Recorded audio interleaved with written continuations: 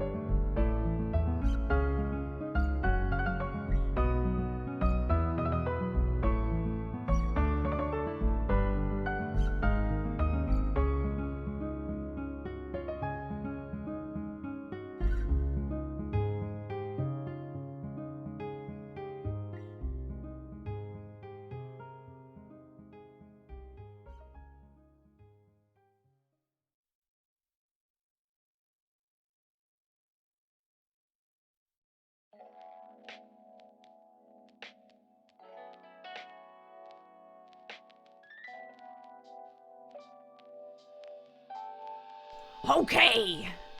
Hello.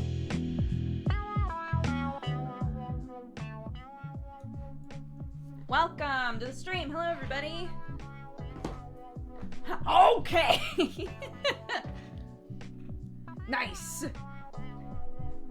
Where you been?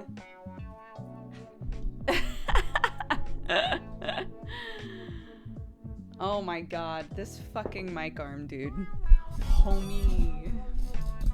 I need you to pretend. Pretend with me, thank you. Nice, nice, nice. Howdy. Hello, Chicago.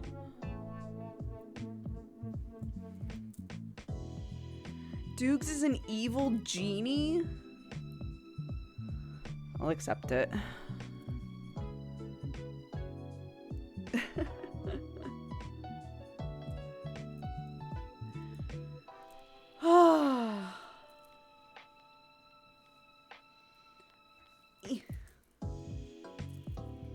Hello.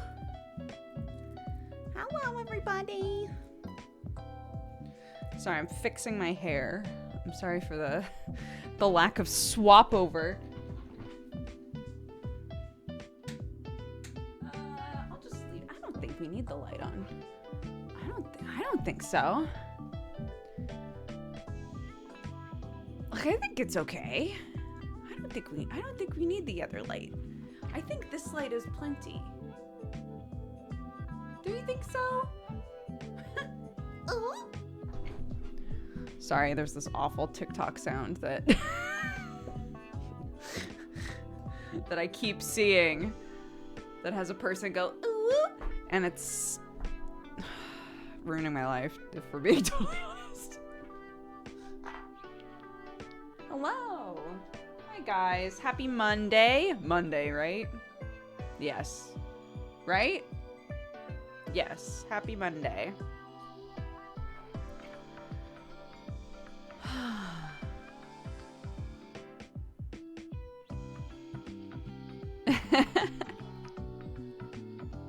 I choose to believe it's not Monday. That's powerful. Monday, my old friend. Pinches fingers. Steeples.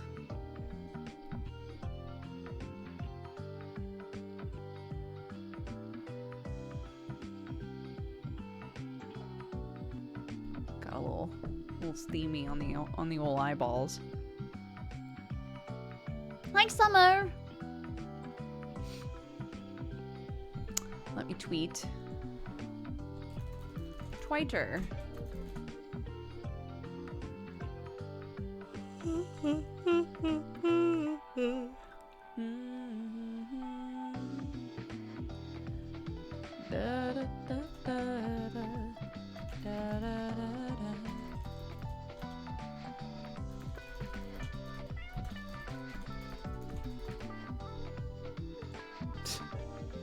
There we go. Nice. Oh my gosh, I finally moved. I've gotten into the groove of living in Japan. I'm happy I get to wind down in the evenings with a little coffee and friends. Love you all always. Oh my gosh! Was that a big move? I hope Japan treats you nicely.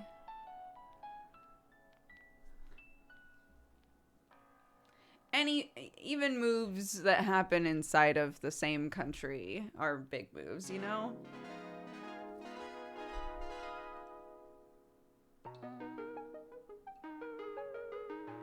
Oh, I woke up today and someone on Reddit drew my dwarf cleric request and I'm sobbing because it was hard to find proper art for them. It's all wholesome. It was an incredibly scary move, but we're doing adult shit. Hell yeah. Congrats then. Have you ever seen the Magical Kitties TTRPG? I don't think so.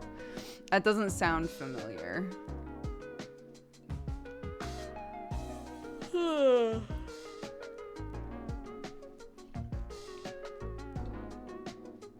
I did my scary hour today.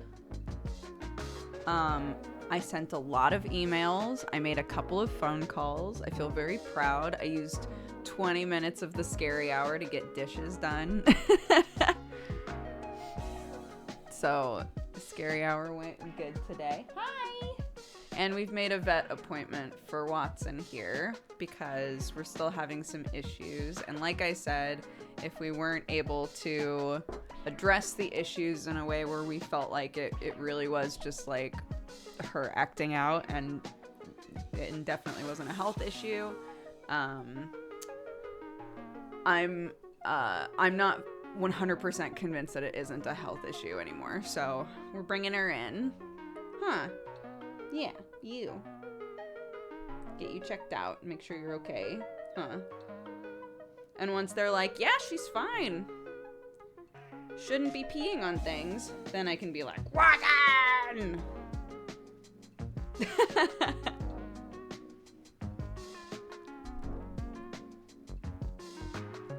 Yeah, I was talking about it, maybe last stream. But basically, the idea is if you sometimes have trouble like putting things off or finding things like sort of making obligations or things that you need to do out to be bigger than they are, you set a timer for an hour and you say, this is my scary hour, and all of the things that I've been putting off that I need to like try and address, you try and do as many of those things as you can within that hour. So throughout the week, not throughout the week, but throughout the weekend, because I decided I'm only going to do it on Monday, Wednesday, Friday mornings, because that's when Clarky's at school. So throughout the weekend, I made little post-it notes anytime I thought of something, and I put them on my tablet, my drawing tablet, so that when I sat down today, I would be like, okay, these are the things I need to do, right? And I got all of them done. I'm pretty proud, and set up the vet stuff and all of that, so. So I feel good. And the idea, the hope is that mentally you can say to yourself, I'm gonna just like do my best this hour. And when the hour's done, that's fine, right? The obligation to keep being productive is no longer there. For these things that I am able to keep putting off, right? That I have the luxury, so to speak, of putting off, but they keep building in stress. I'll do my best to get some of those things done during this hour, and then I can at least say I'm in a better position than I was in before that scary hour, right?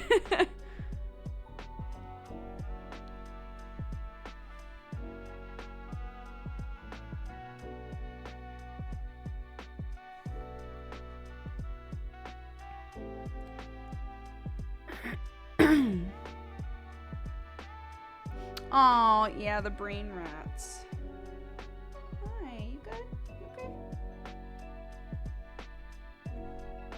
I was watching Deadbeats just now. I messaged Summer going, I've been thinking about Dash all morning. I can't wait for Thursday. And then Summer was like, homie, we don't play this week. And I was like, no!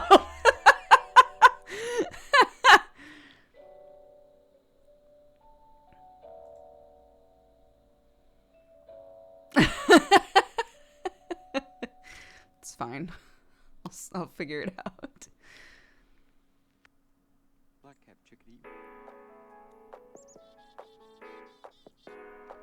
My wife is pregnant with kiddo number 2. I wanted to share here since it's been a great place for parenting tips and stories. Oh. Congrats. That's lovely. D&D withdrawal. It's good. It's good. Brett told us right off the bat that with his new games, he wanted to make sure he took a week off every month to like give him lots of time to prep and like just chill and let his brain recoup, right? But I forgot.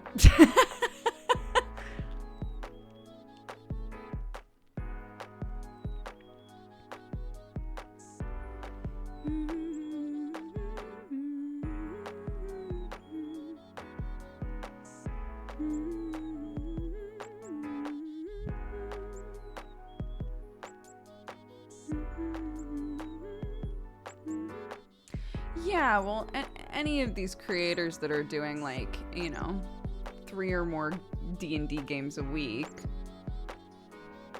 I think there's always the concern there that they're having to rush at least one of them, right? Like, do they have enough time to prep for all of these games and also take time for themselves? Because, you know, it's also important that the DM enjoy playing the game, right? The DM is also part of the collaboration, like a big part of it. So if they don't have the, like, mental energy, that's also not good. You want them to be healthy and happy too. So it's good for him to set up the week off thing.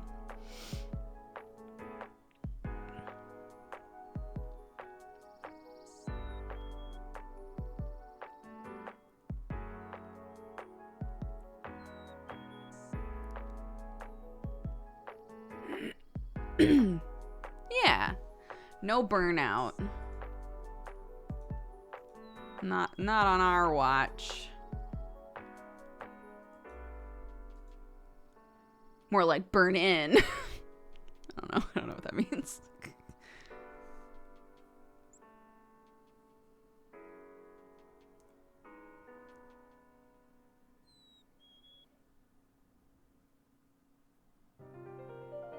Sam's taking his mom to lunch right now. Wholesome shit. I was like, I made a bunch of rice. We've got some left, like a couple of different leftover things that would be good to put on top of rice. Like, I'm probably gonna have leftover curry. You know, is there something in the fridge that you'd want with some rice before you, like, go and get your day started? And he was like, well, I think I'm gonna take my mom to lunch. And I was like, yeah, you should do that. That's cute.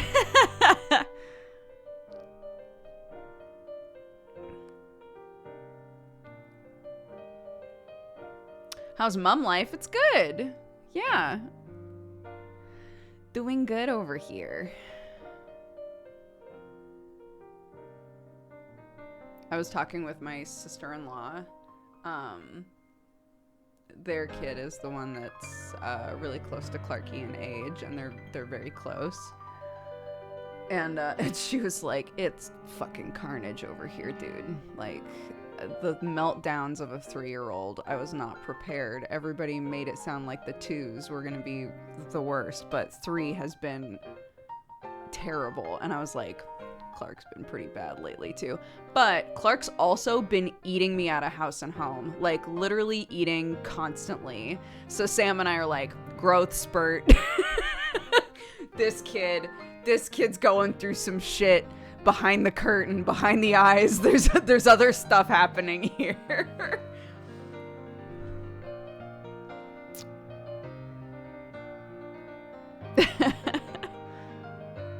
I was telling Sam when we did bedtime the other night, I can't remember what Sam was doing, but he had to start work early, so it was just Clarky and I for bedtime.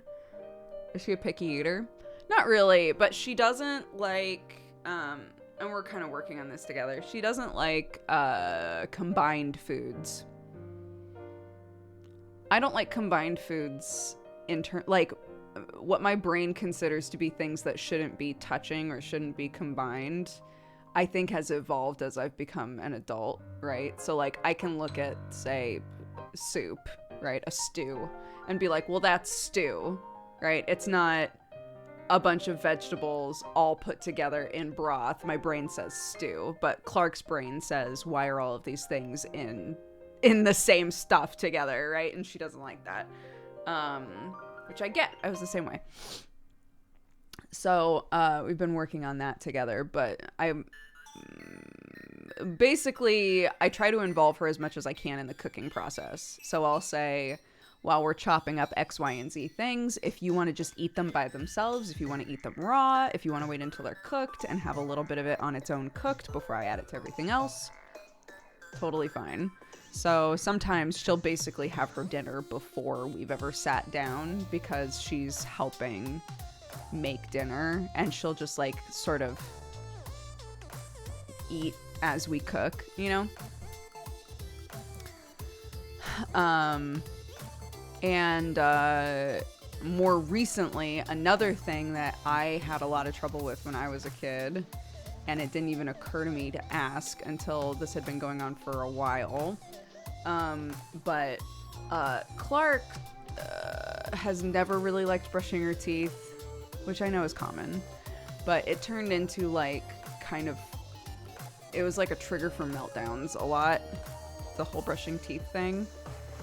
And I was like, okay, what are the possible reasons for that to be a thing? And I was like, oh my God, you know what I had like kind of forgotten about until now is that toothpaste used to make me feel really sick when I was a kid. I hated it. I really hated toothpaste, and I still to this day don't use very much toothpaste when I brush my teeth. So I was like,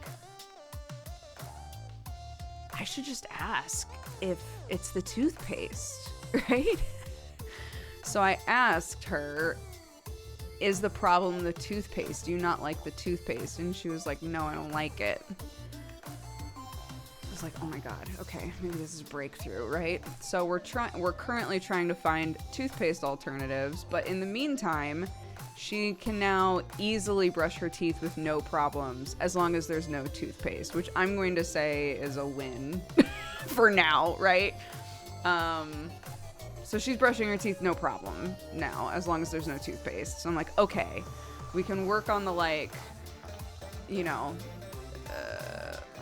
what do we use instead? Or like, is there a toothpaste option that's better for her? We can work on that over time. And in the meantime, she's brushing. So that's great. No, we've tried different flavors. We've tried different types. And again, was the same for me as a kid. Toothpaste in general just made me feel yucky. So I use very, very little of it. So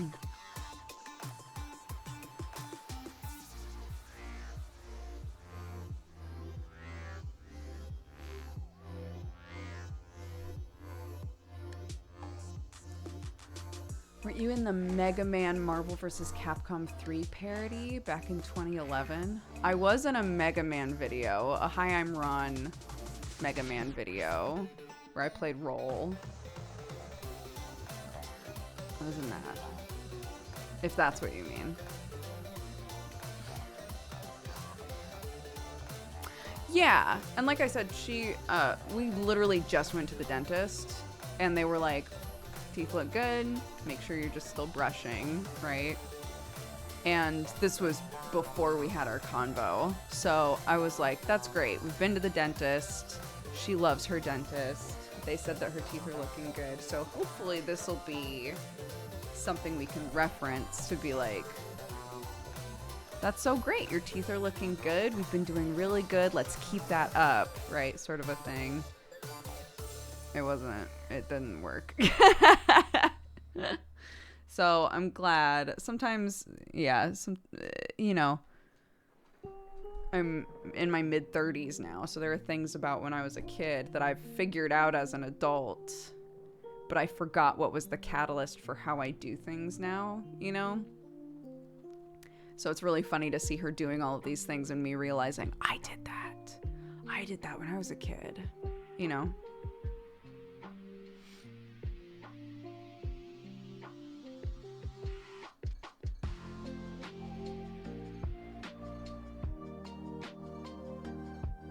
Anywho, I don't remember what we were talking about. I don't remember what we were talking about, but...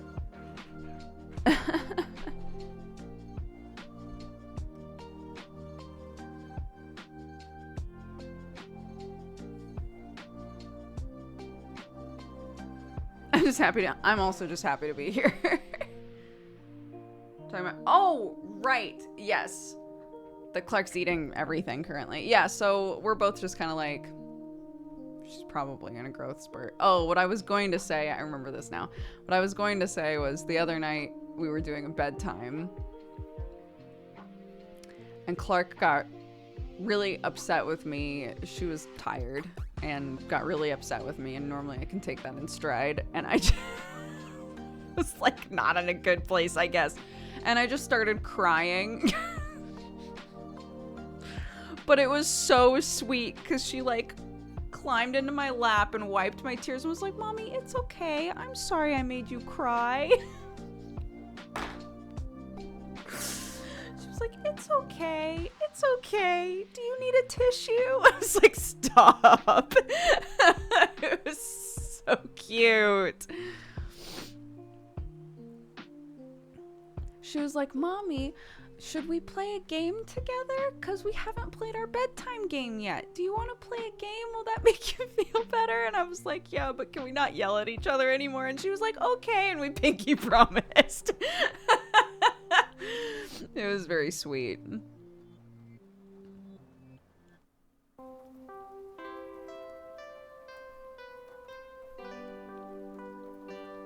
Yeah.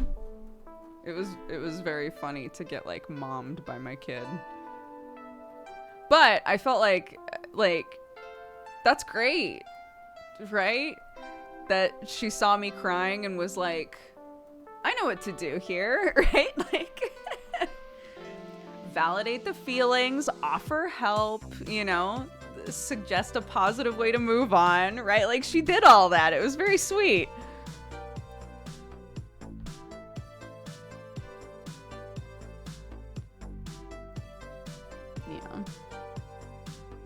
My kiddo.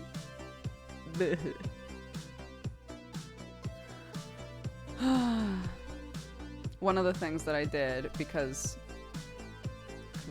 this shit was I contacted a company that does like upholstery deep cleaning because that couch has now been peed on so many times that I'm like, I don't think it can recover.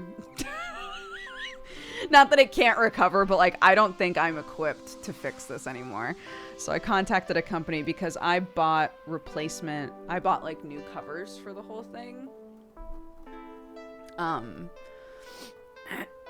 And so I was like, hey, can somebody come out and deep clean this couch before I put new nice covers on it, please?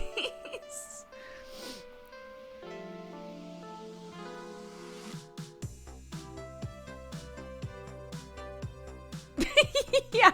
Well, if you want the opposite side, this morning I was putting socks on her and she kicked me in the nose.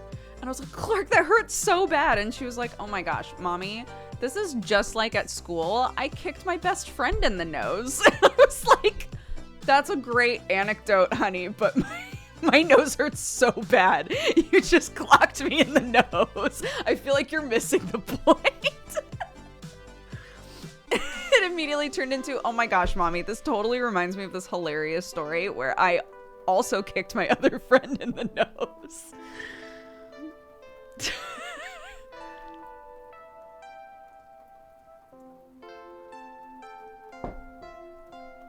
I know. I was like, maybe that's a sign, Clarky, that you need to stop kicking stuff. Maybe. I don't know.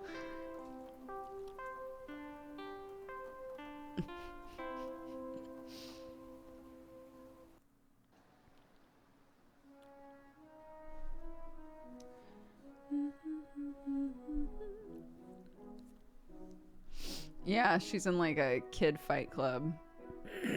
We were watching that dumb Netflix Trolls show, and one of the episodes they like brought a baby troll to a daycare, and the daycare was just a bunch of like fancy babies partying.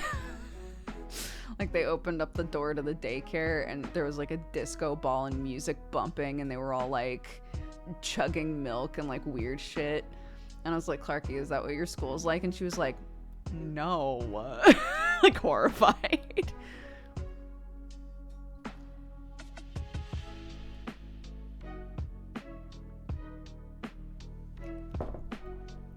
Some of the shows on there, dude. Weird stuff.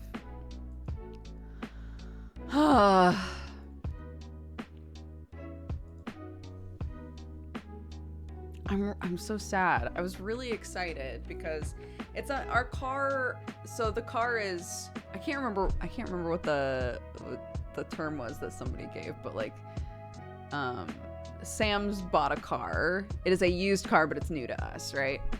And I was like, oh my God, I bet this car can Bluetooth connect to my phone. That would be amazing. And then I can play my music in it, right? And so I set the whole thing up, and the car is constantly disconnecting from my phone. And I'm like, why? This is all I wanted. This is all I wanted out of this car. Is to bump my music. Is to thump my music. And I can't because it's constantly disconnecting from the car. I should probably just like look it up. But also I'm like, or I could just get an actual like cord to connect it, and that would be much more reliable. Yeah, why is car Bluetooth so bad? What's that all about? I've never had a car reliably like Bluetooth connect to a phone.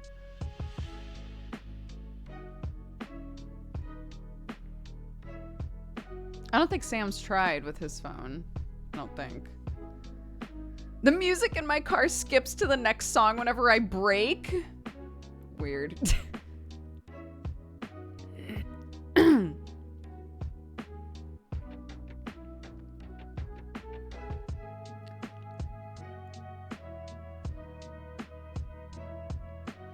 My car is backwards. The Bluetooth is perfect, but the wiring is a dice roll. What? The speed of the car interferes with high frequency waves of the Bluetooth. Okay, then how come it happens when I'm just parked?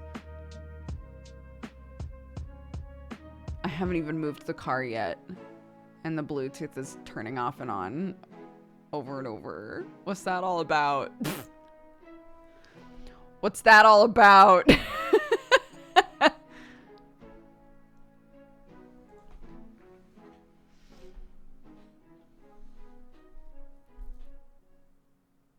Go faster. Oh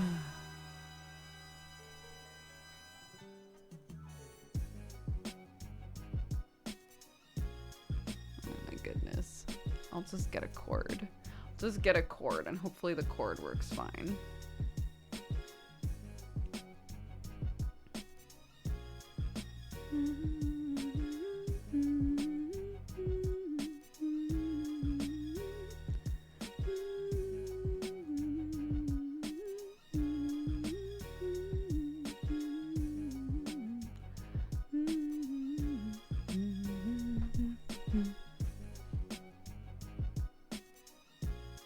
Does that car plate have a story? It's my driver's plate from when I lived in Oregon. I lived in Oregon my whole life until I was 20 something, and then I moved to LA and I kept the plate.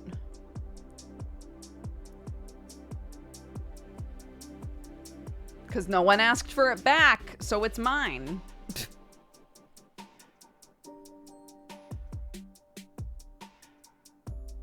Does your phone have an auxiliary point? Oh, that's a great question. You know what? I don't think so, but surely this can connect somehow. Surely.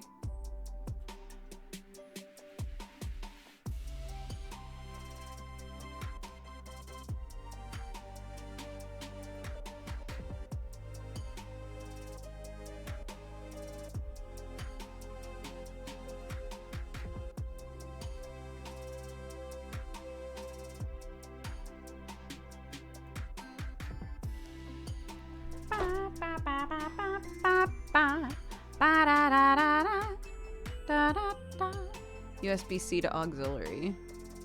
Okay. Surely! Come on! Just let me thump. Hi! We're very snuggle-wuggle. Okay.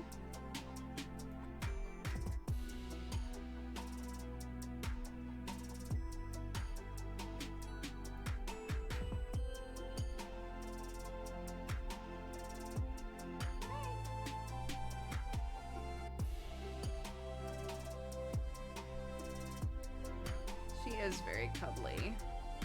which can also be a sign that she doesn't feel very good, so. Getting you checked out, huh?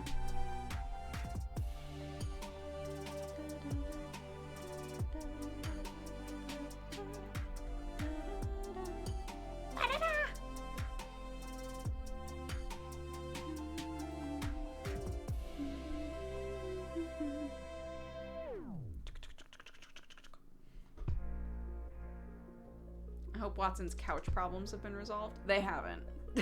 They haven't. So we're taking her to the vet to double check that she's okay.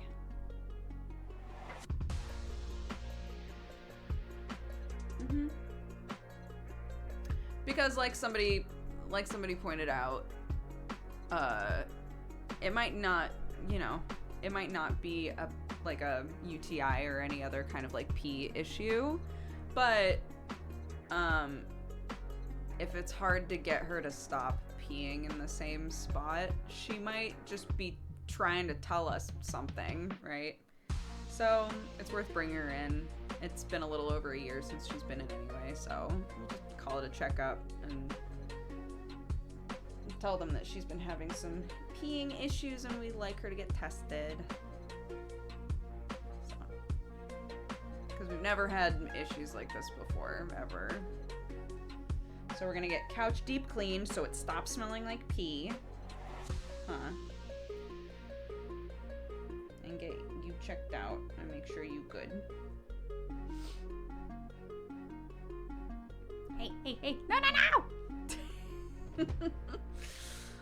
There is nothing I hate more than kitty licks on feet. No thank you.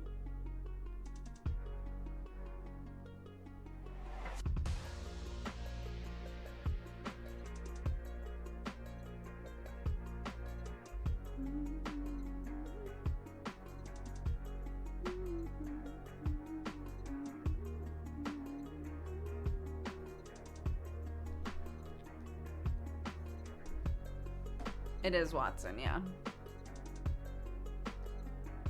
Watson the couch befouler. Yeah, that.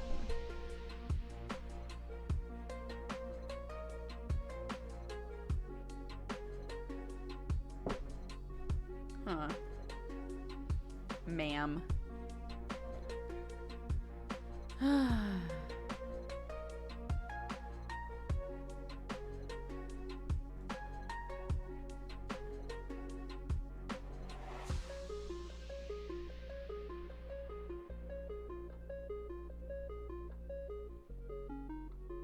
No, she does have pretty eyes, don't you?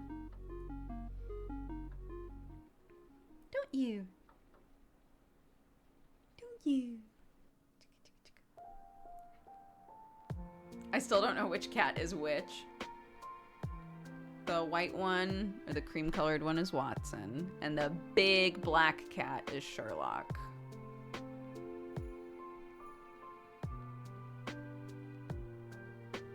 Watson is the more cuddly one, but I would say Sherlock is more attached to me than Watson is, if that makes sense.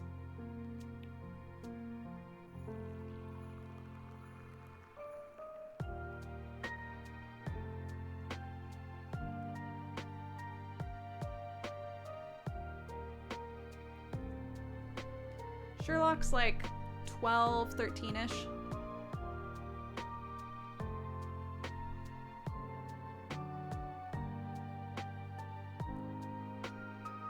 I got him in 2011, and he was already at least a year old, they guessed, at the shelter.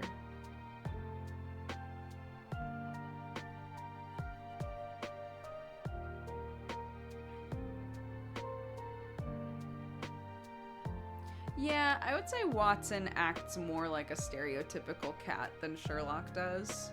Watson's very like, I want attention on my terms. Please don't give me attention without my permission kind of cat.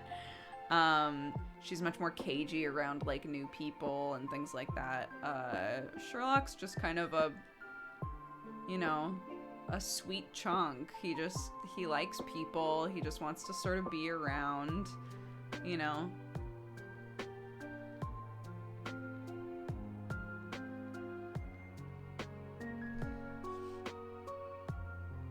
the design on your shirt? It's an old We Crowing Hens design. It says, "Don't give in," with a mouse fighting a snake.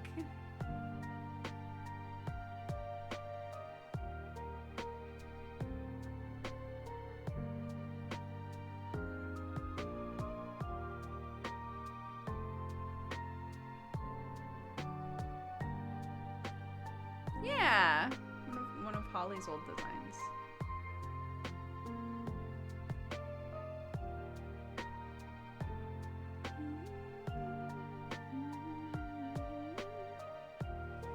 Yeah, it's definitely worth it to get her checked out. So.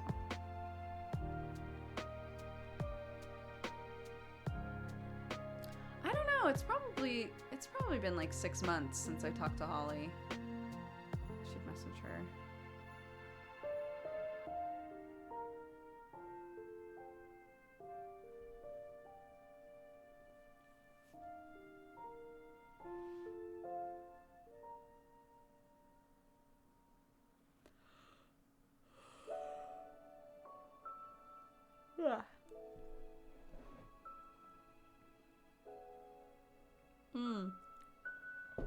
Side note, if you missed it or you were interested in it at all, we had our 2-year anniversary for Godforged last night, and all of us spent a couple hours like answering audience questions and talking about the lore and our characters so far and stuff like that, and it was really fun. It was really, really fun to like unpack all of that stuff, because we were talking about how we never really like get to do that, because typically the second a session is over, like I go to bed, you know, Brie goes to make food, like we don't normally just like sit in the call after Godforged is done, because a couple of us at least have to leave right away. So it was really fun to just like talk about our characters and how we think they're like the same or different than they were when we started playing them, and like where the story's gone and any like theories we have and stuff like that. It was really fun. It was a really, really fun like unpacking stream, I guess, of like the whole show so far. Joe was saying he guesstimates about 40 more episodes of Godforged before it ends. And we were all like, 40? That's so few! And he was like, guys, that's like a year from now. We were like, 40? That's nothing!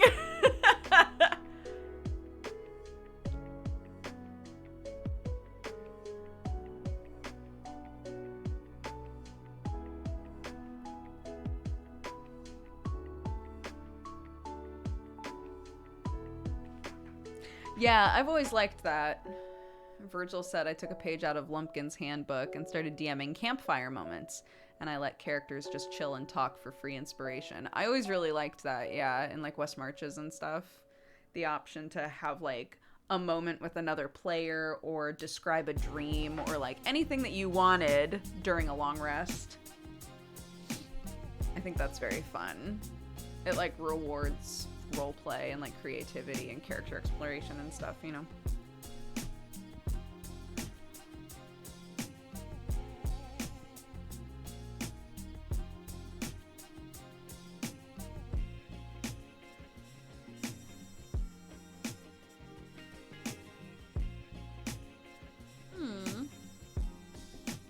That's why we love Motel RP. Oh my god.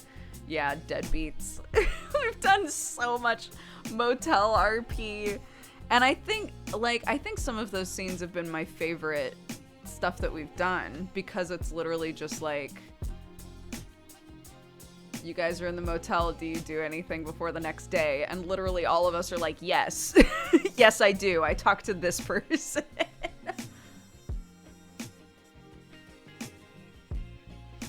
It's been very good, because the group is very RP heavy, so it's all like conversations that 100% would happen, you know?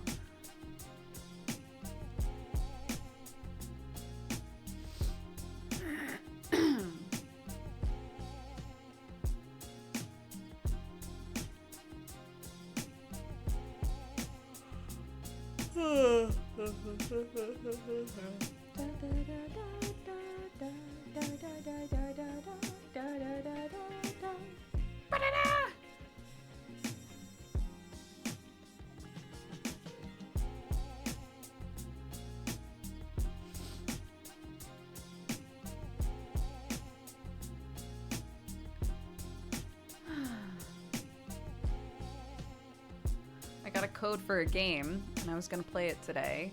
And then, thank God I double-checked. I went and double-checked the email that I got, and it was like, by the way, the embargo for this game is May 6th.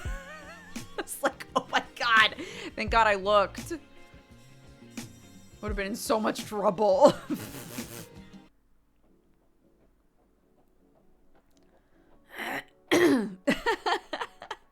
Like, we're never sending you codes again, you monster.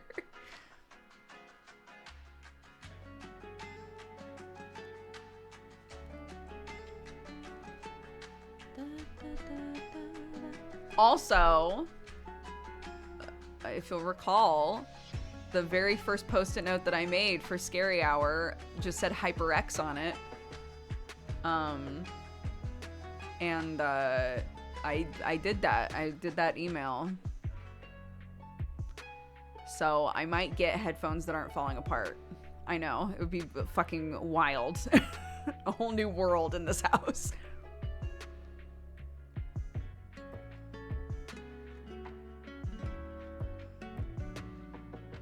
I know. Yeah. Part of me, I went to look. The last time that we emailed each other was over a year ago. And I was like, oh my God, I really hope that he still works there. And he emailed me back right away. I was like, oh my God, bless you, sir.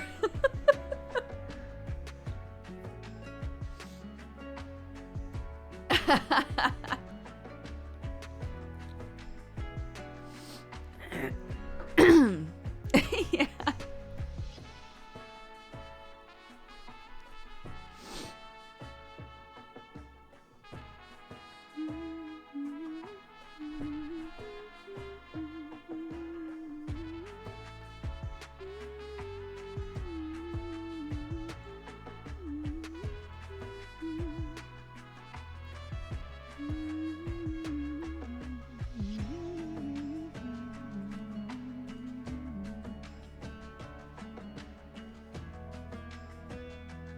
No. Also, oh my, this summer redeemed the cheers. You know what? I'm so bad about these, and I saw it happen live, so let's do it. Guys, thank you so much for being here with me today. Thanks for joining the stream. Happy Monday. I hope your weeks start off strong. And if it's not starting off strong, I hope that you can gain some strength from those of us who are on the screen and in the chat. If you're having a lovely day, thank you for being here. If you're having a terrible day, thank you for being here. Spread joy, soak up joy, etc., etc. Boop a cat. Beep. And 3, 2, 1, cheers. Boop.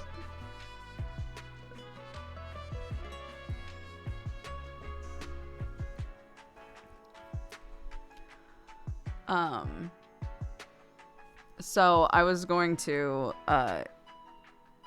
somewhat heel turn into, I know, a cheers. I know, it's crazy. I saw it happen in chat and I was like, oh, a cheers. I never do those.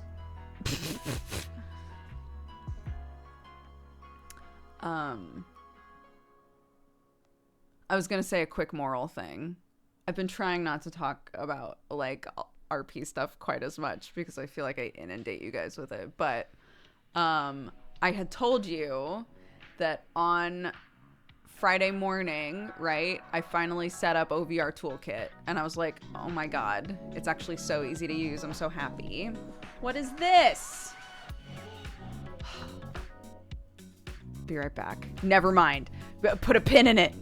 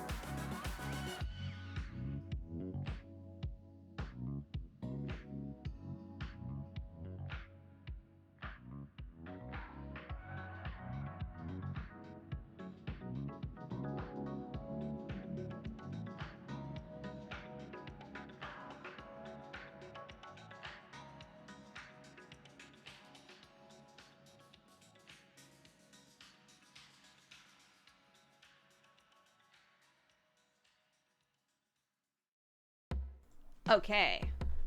There was a bunch of like gas work done outside. So somebody coming by to be like, can we ask you how that went? Was that obtrusive? Did you hate that? Welcome. It's like, I think it was fine. Loving, coffee drinking burrito. And I found out that apparently if you have like kids under a certain age, you can say to them like, hey, in the future, if you're going to be working on the gas, we have tiny children here that need to be warm and fed.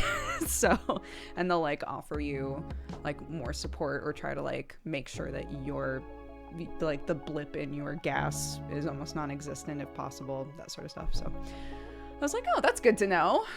I wouldn't have known that. So anyways.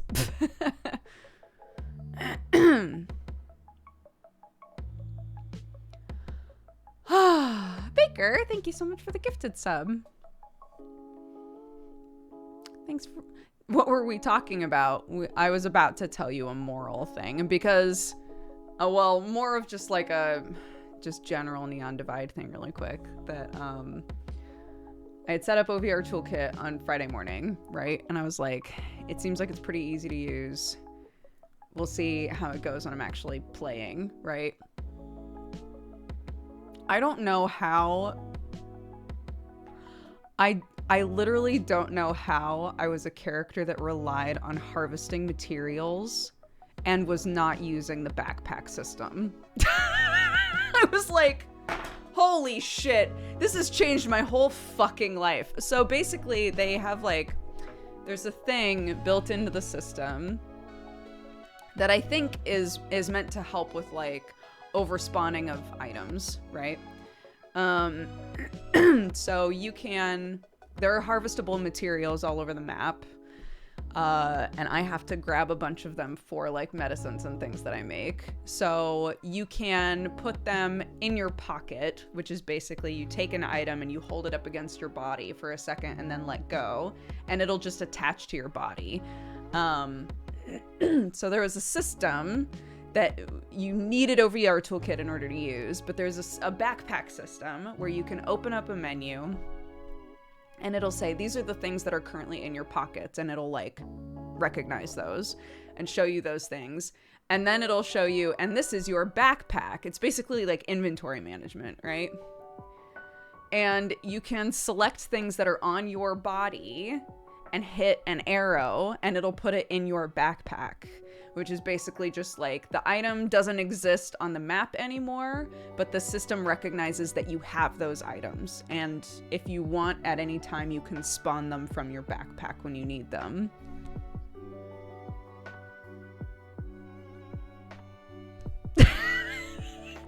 Guys, I got so much done last session. Holy shit. How are you accessing them before? I would put as many on, because I think you can have 4 items in your pockets, quote, quote, so like on you. I would get as many as I could on me, go to the house, drop them off. So they were just still there. They were spawned, just sitting there waiting for me. And then I would go out and get more and put them in my pockets again. Never again. Never again. Not this life. Oh my God. The reason that I finally broke down and was like, I have to figure this out is because, so I had worked with the DMs and they had decided on like what item do my medicine rolls make, because I kept calling them salves and we hadn't like decided, okay, it's this item that is like in the crafting system, but we decided on what item it is now. And so I would make this thing and then they would be like, great, so when you need them, like keep note of how many you have, which I do. Keep note of how many you have, and then when you need them, just spawn them in, right? So I would spawn them in and put them in my pockets, but the pockets are kind of like, there's like some hit detection problems with that stuff and things like that. So you'd be walking around and sometimes things just drop off of you. So a couple of times I had medicine that I had worked very hard to make, right? My medicine had been imaginary up to this point. It was like theater of the mind, and now they're actual items that people can hold and like trigger and use and have their HP go up, right? So they're like, they're gold for me currently. So I would on myself like in my pocket, and I would walk 5 feet and someone would be like, bud, you dropped a thing. And I got so sick of it, just like being so stressed out about dropping my medicines, that I was like, fine, fuck it, I'll learn how to use OVR toolkit. And it was very worth it. And I have no idea how, cause like some of the, so like a really high quality medicine that I can make requires 5 things. So there's literally no way for me to go out and get all of those things in one go and be able to get back and make the thing, right? I can now. I can now. I can hold, I think it's 6 things in the backpack. So 6 plus 4 on my pockets if I want to put things in my pockets. I mean, incredible.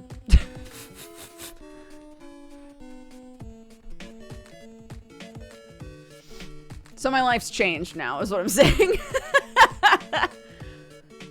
I don't see why Moral can't stash things in the gills in their mushroom cap. I mean, I can say that they're going wherever I want. It's a backpack system, quote end quote, but like, does Moral have a backpack on the model? No. I can say that I'm storing them wherever I want.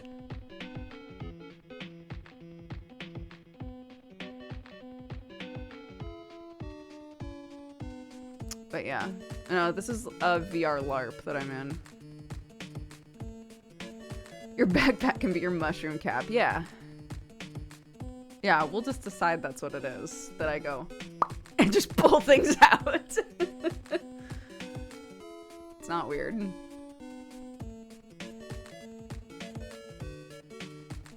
How do I take my coffee? Black with 1 sugar.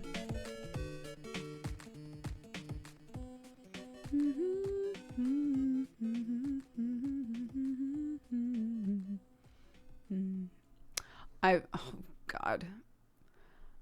Every session I find new places that, like, the crafting items I need spawn.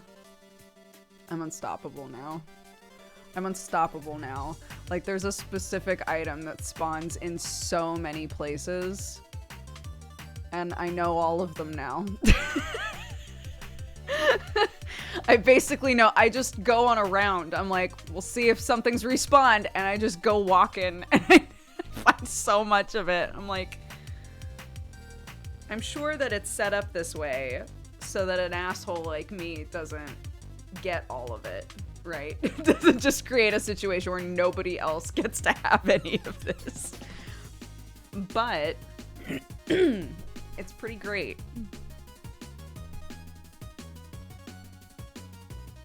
How do I take my coffee passive aggressively?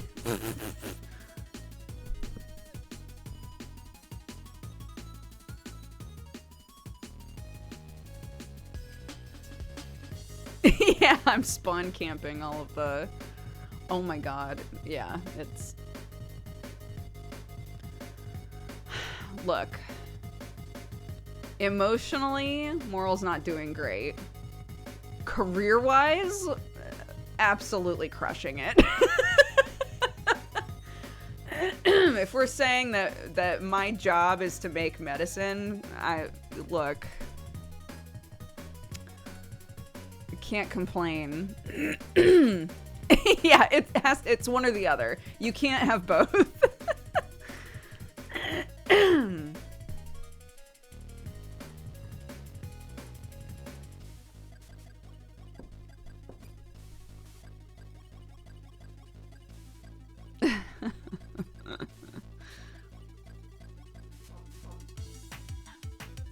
Yeah, what kills me is every time this comes up with other players or anything, they're like, well, that's great though, because that means you can charge a lot for the medicine, because like Because they're, you know, there's like medicine resource and supply issues right now. So you can charge a lot for that medicine. And inside I die because I made an anti-capitalist mushroom that gives away their medicine. I'm like, yeah, I can charge more. I can charge a lot for this medicine. Dodger knows that.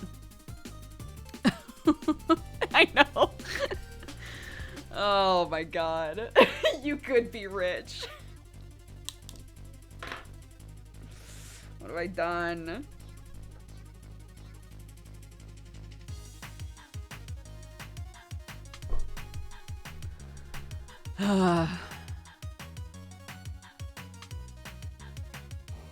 I know. It's fine. There's stuff that's like perfectly in line with that I'm able to pursue as a character that like matches up with that outlook. It's just trying to figure out like, okay, so when we do need money, where does that money come from, right?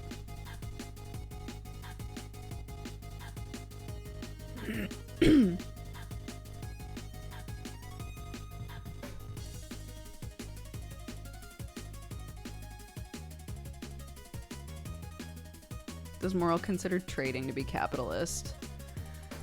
No, it's like Moral is very like believe in a free market, you know, there is no gate-kept information, that, you know, if we're truly taking care of the community, no one should be hungry, no one should be denied like medicine, like all of that sort of shit, right? So there's stuff that like we're currently in the game trying to like set up government basically, and so there's stuff that as Moral I really want to pitch, and I don't know if people are gonna go for it or not, but if they do I'll be delighted. Yeah, I'm sticking to who Moral is, so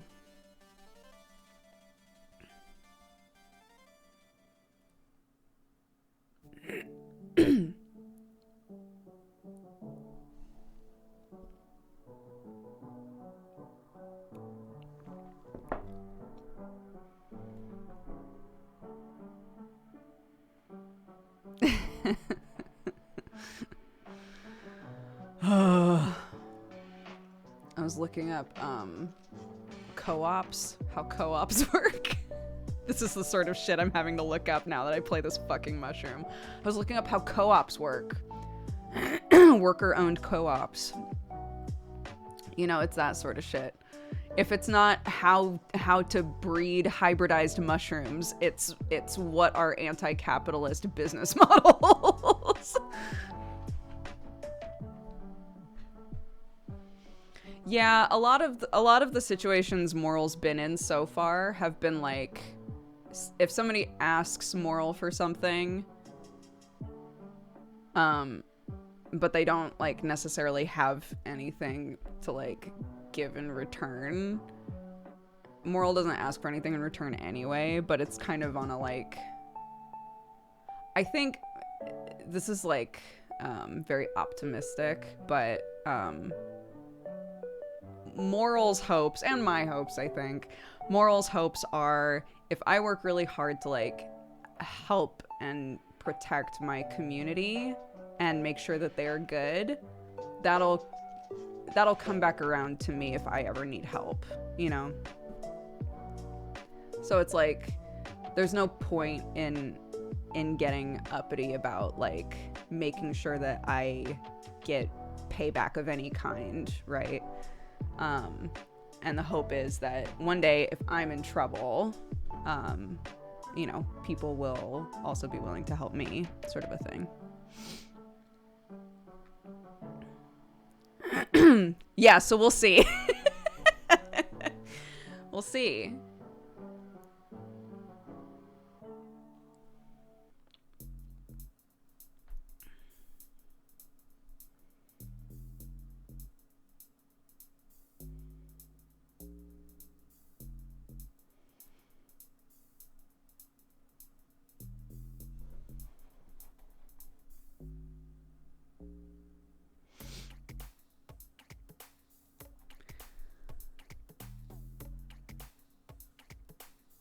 Yeah.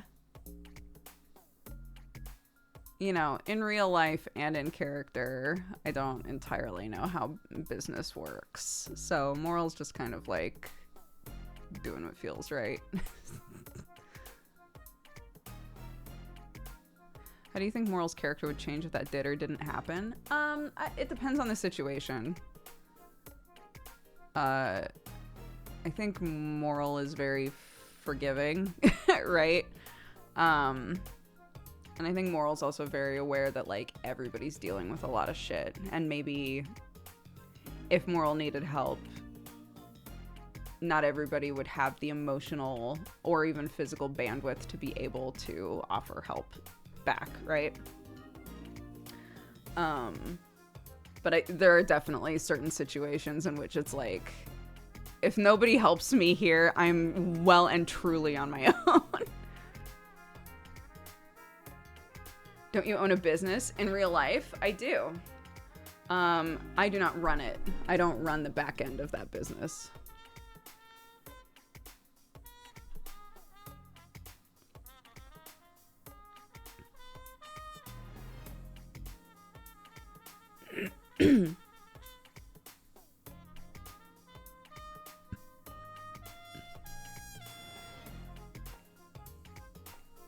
But yeah.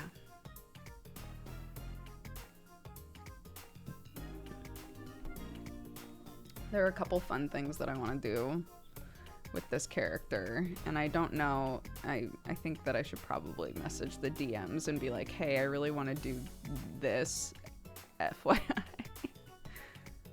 Do the announcement that Dodger is not moral.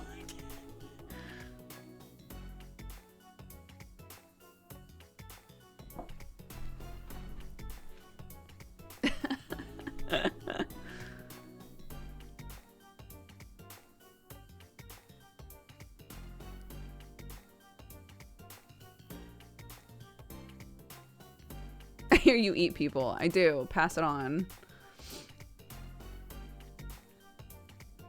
Start to heal. Thank you very much. I hope you're doing good.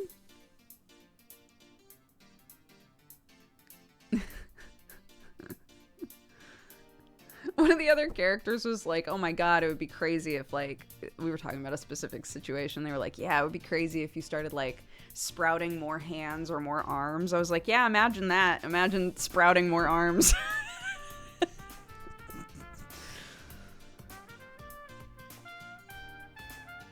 My character has 4 arms, for anybody who didn't know that.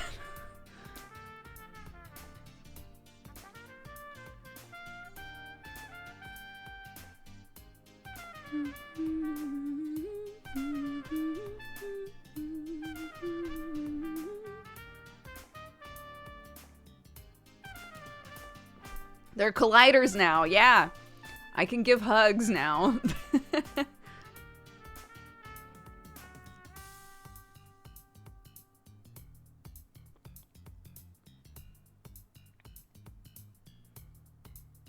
Glitch was saying that, one of the characters is named Cleo and had interactables on, which is like the colliders, and it'll just kind of auto decide like where the colliders are and what things move around on you, right? And you can adjust them and turn them off and whatever, but Glitch's character Nico had like a pretty terrible episode, and so Cleo was carrying Nico, and Glitch was like, it was so fucking it was just a mess because the interactables decided that Cleo's boobs were collidables. So she was holding Glitch right here. Glitch said the boobs were just flopping all over the place.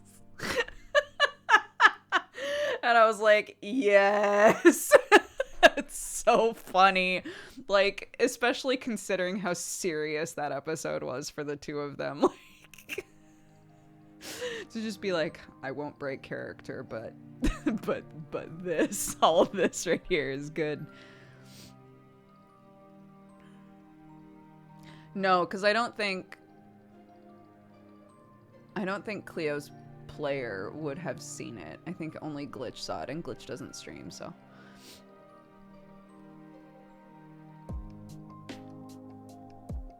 I don't think Glitch, at the very least, I don't think Glitch streams the sessions. Yeah, I have a YouTube channel with moral episodes on it, but I'm like, what, like 10 episodes behind or some shit? I still record all of them. So I keep saying, it might be worth it even to just like scrub through all of the episodes and grab the important moments and just do like episodes, you know, 5 through 10. Here's the important shit, you know.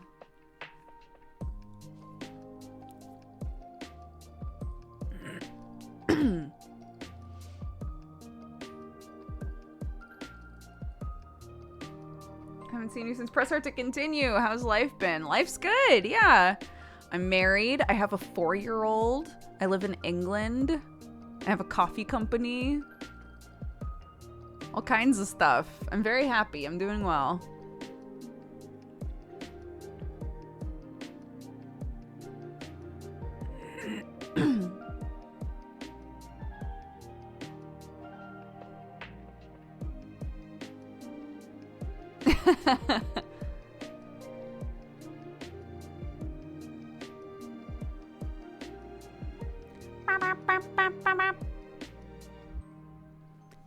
As long as I've got my suit and tie. Is there someone you hang out with often? I normally show up on Spat's streams at least once. Spatula. Her character Nia and Moral typically see each other at least once an episode. Other than that, for people that definitely stream, I'm trying to think. I see Bo and Conk occasionally.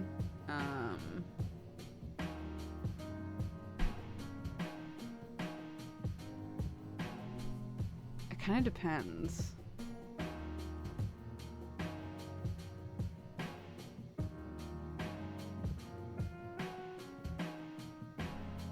Have you tried out the new Vampire Survivors updates? We did a little bit of it on stream, and then I got sleepy.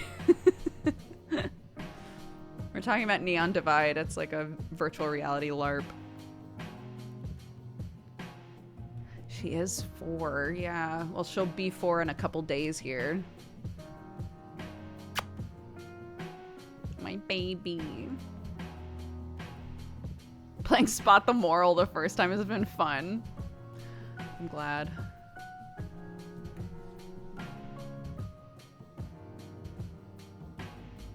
Yeah, big kid. Big kid. Basically an adult. She would agree with you.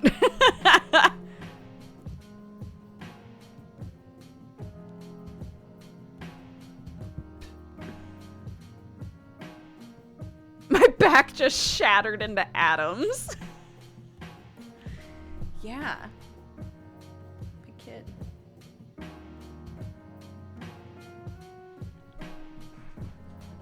I know, it's nuts. We went to the park with her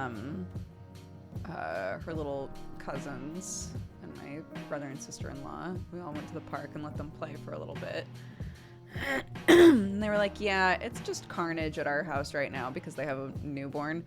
We're like, it's carnage at our house right now. We're kind of like, should we just like, how many babies do we want? Do we want to just like get it all done now? just pop out as many as we want and then like just let all the carnage get done around the same time. And I was like, you know, I think that's actually kind of a common legitimate thing that people do.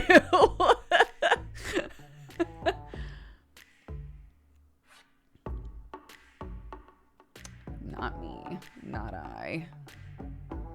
The further we get away from the like early baby stage, the more I'm like, probably never again. Probably never again.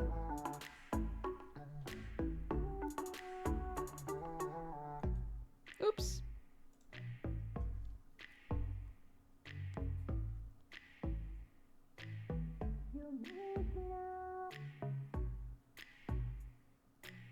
Have you dyed her hair yet?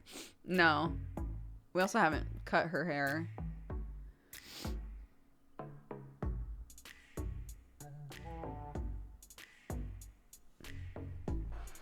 She like wants her hair cut until we gently remind her, like, if you cut your hair, it will be cut. Like, it'll take a while for it to grow back. And then she's like, because she really likes her hair long.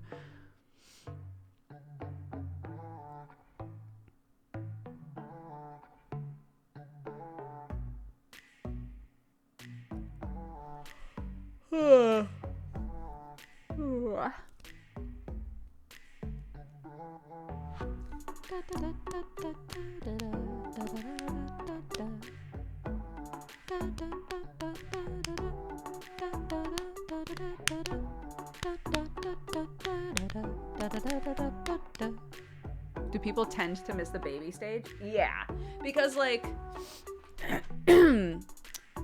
I mean, there's all sorts of studies about how your brains sort of like discard the bad shit about having a newborn anyway. But yeah, because every stage comes with like new complications and new things that you have to like figure out. And so a lot of people will hit a certain stage with their kid and be like, it was so much easier before they could move.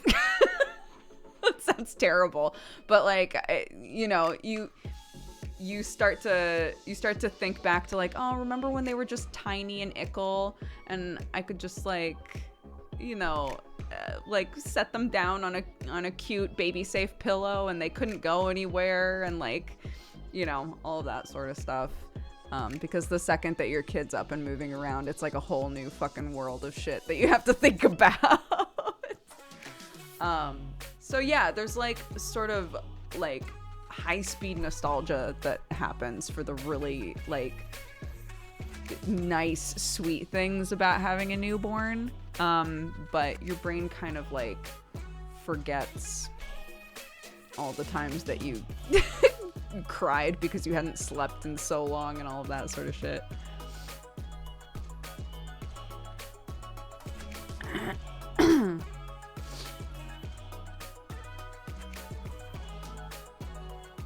Remember when they didn't sass me over what I made for dinner? Yeah. Yeah! Oh my god. You know, Teary has 2 kids. One of them I think overall is pretty similar to Clark. And the other one is like ready to be on Ninja Warrior. He's 4.5. He will climb anything in their house, no matter how high it is. He will climb it. Like 0 self-preservation, 0 danger sense. Just like she was like, I don't know what to do. like it's terrifying sometimes. It's so funny how like different kids can be. My 1-year-old started to move and we had to change the entire house because he just tried to get into everything. Yeah. Yeah.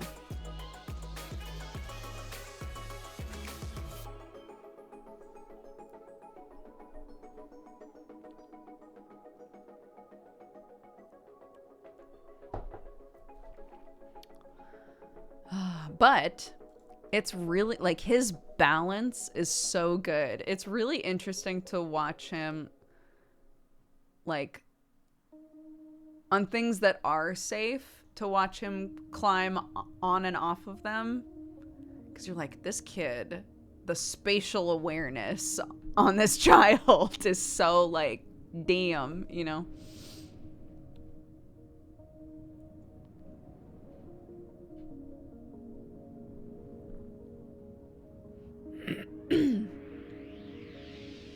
Good night, Dojums.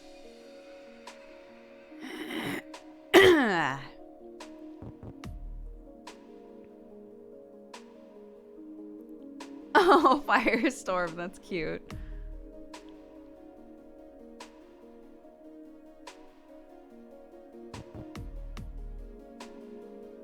My mom tells me sometimes I would do the opposite of things. If she said, don't go close to the stairs, next thing she knew I was jumping down them. Something that we were told really early is that kids sometimes, like, discard the word don't. Or, like, whatever the equivalent is, like, in your language, right?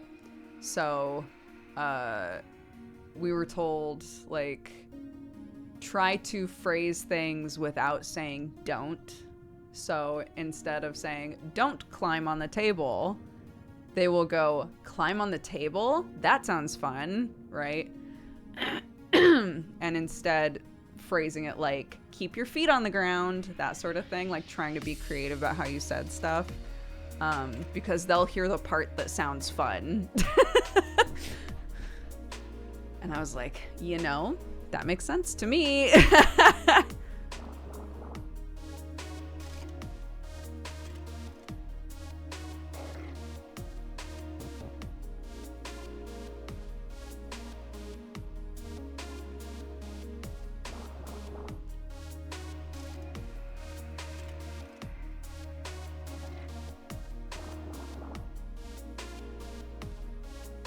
Sit strongly right here. Yeah. Keep your butt on the seat.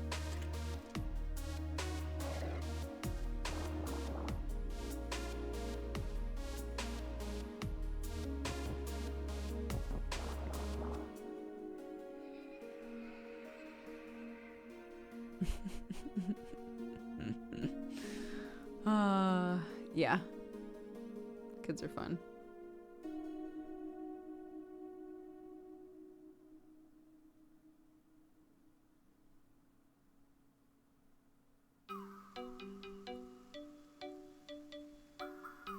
The Y stage is starting to go away. The Y stage is becoming less intense. There's much less of the why going on, because that was actually about to, like, ruin my life.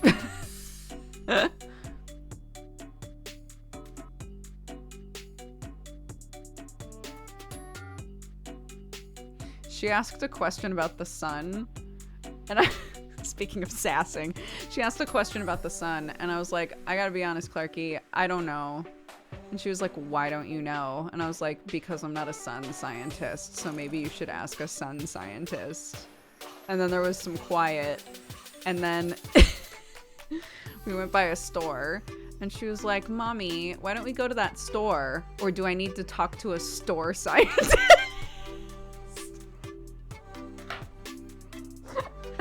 Like, that doesn't even make sense, but it's so funny.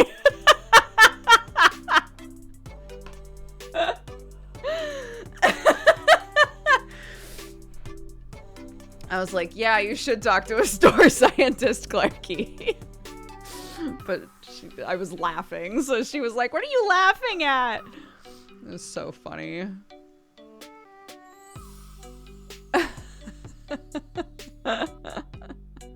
Yeah, I had just picked her up from school, so, you know, she was like, she was ready to fight.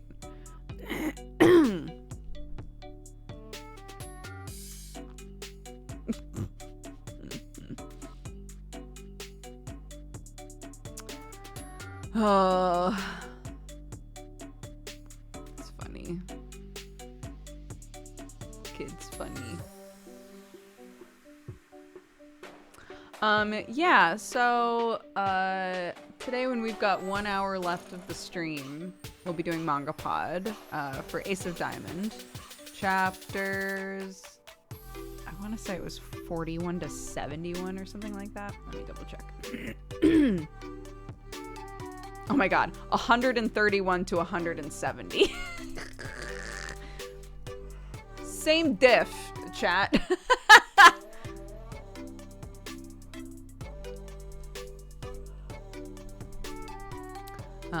So if you like Ace of Diamond, or if you like baseball, or whatever, if you just want to hear, you know, three goobers talk about manga.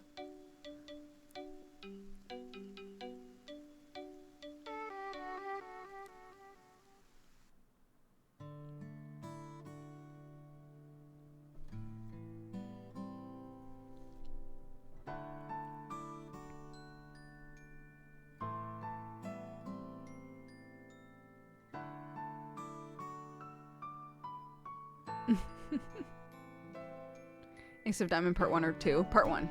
Part 1. Yeah, we definitely have not made it all the way through part 1. Part 1 is what, like 600 and something chapters?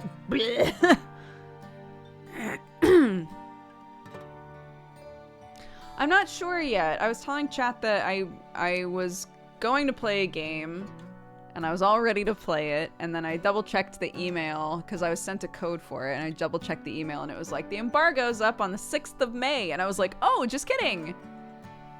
Just kidding. I guess I won't be playing that. Oops.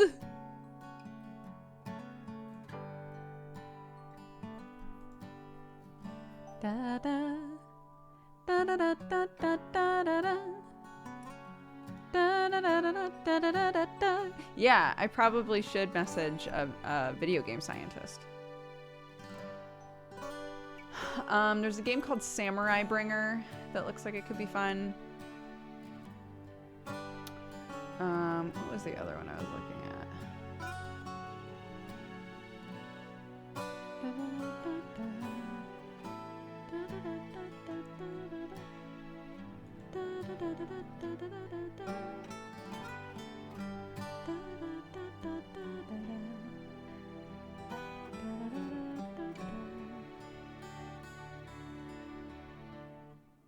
Oh yeah, Tag. That was the other one I was looking at.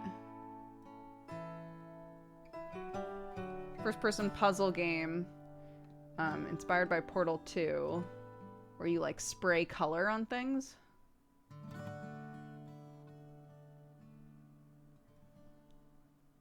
It looks interesting. But I've also just been playing a shit ton of Dorfromantik, if I'm being honest. It's been like the game I'm constantly playing in my off time.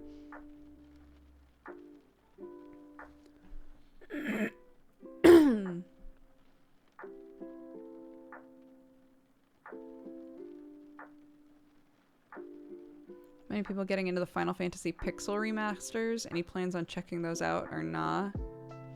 I don't know anything about it, if I'm being honest. Yeah, Dorfromantik is so fun. And I feel like I'm getting better at it.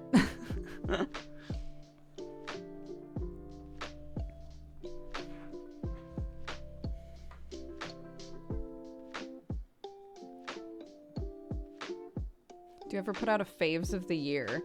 So at the beginning of this year, we did like a... What was my...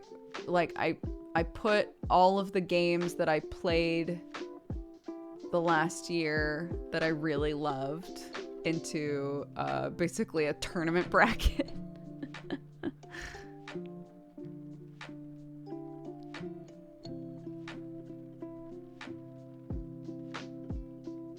It was Suit and Tie, which is weird because I haven't listened to that song in a while.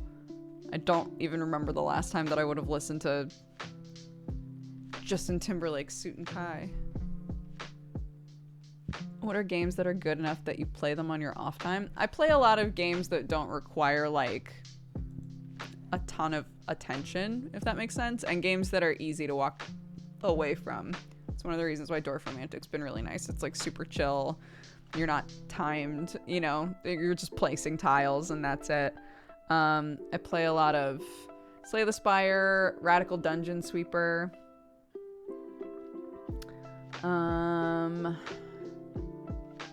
Things like Monster Train.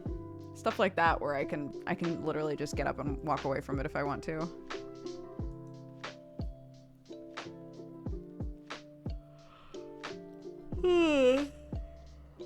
Oh my gosh.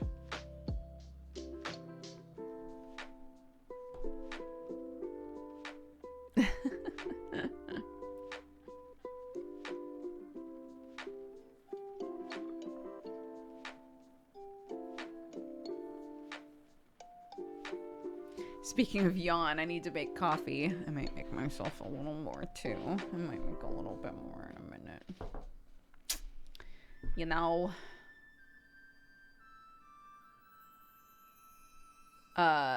we're getting to play that really fun game of every time I walk into this one specific room, I smell a smell that is not nice. I wonder what that is. And every attempt to figure out what the smell is, can't find it. And it's actually driving me bonkers. Like, I had 2 different things that I thought to myself, well, it's obviously this. Nope. Those areas have been completely cleaned and I still smell it. And now I'm wondering if it's in my head. I hate it.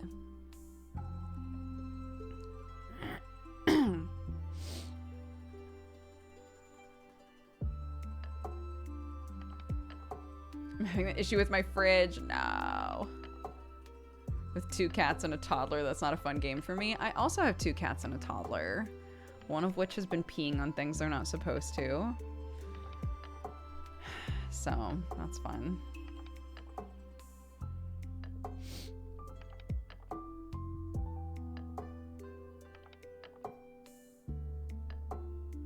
So now I'm behaving more like my mother-in-law and keeping all of the bedroom doors shut all the time. So I'm like, I don't want to even give her the excuse to be like, well, I'm not allowed in the living room anymore, so I guess I'll pee somewhere else. Like, stop. It's the cat. No, fortunately, we are fully potty trained in this house.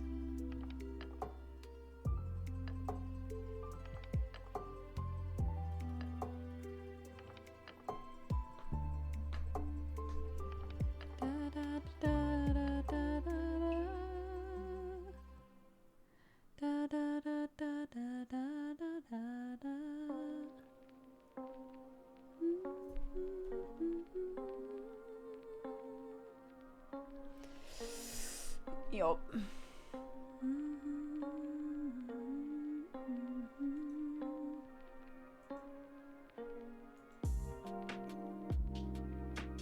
Good morning. I always love how much sunlight is in your room. Thanks.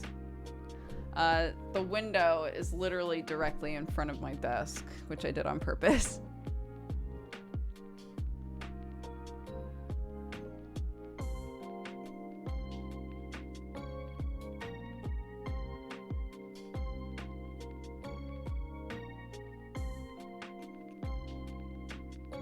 Oof. I'm sorry, Summer. That's the worst.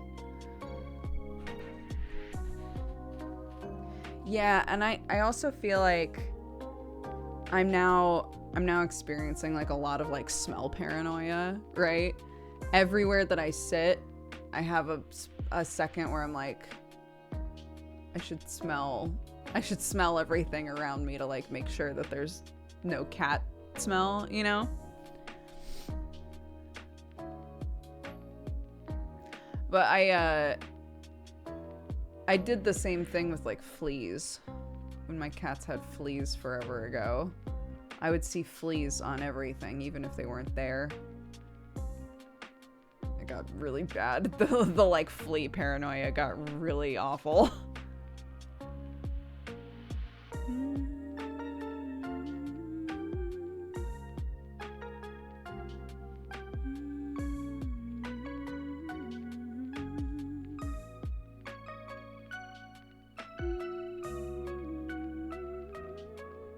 Oh, silverfish.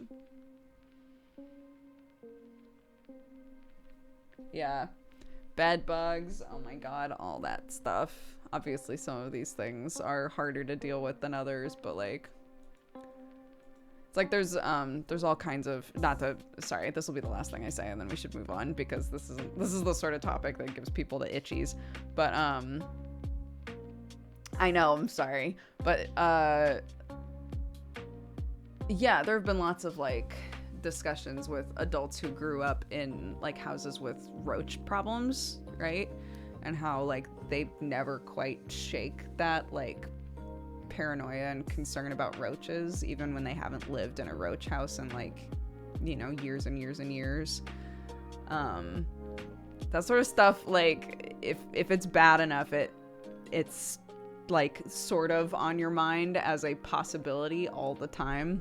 It sucks.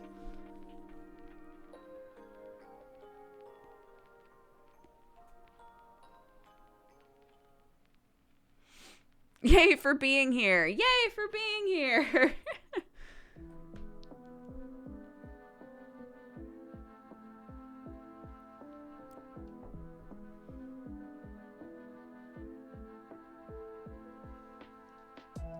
I think I stepped on something.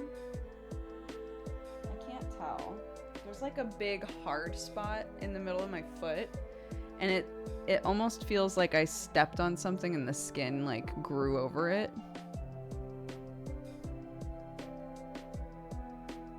But I'm like, what could I have stepped on that I was able to ignore for this long? We did do a cheers, Amarian. We did one. Yeah. Mind blown.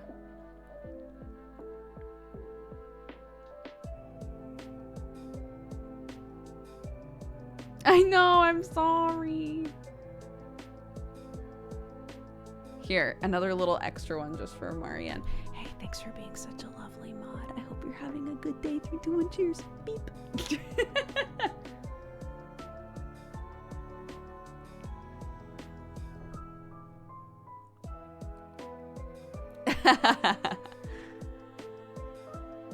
Yay. Okay, on that note, let's take a little break. Go pee, take your pills, whatever you need to do. I'll see you in a minute. We're gonna run some ads, okay? Be right back.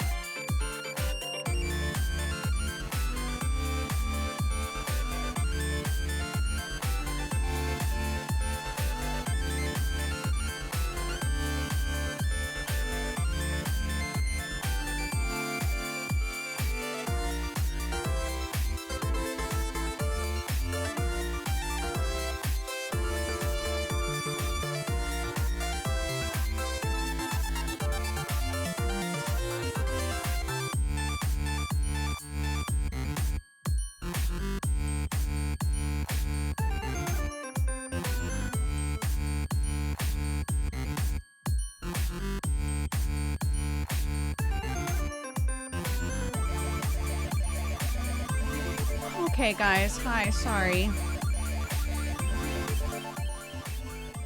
Clarky is sick, so we have to go get her. Sam's just left, but I was on the phone. That's why it took me a while to get back. I know, poor baby.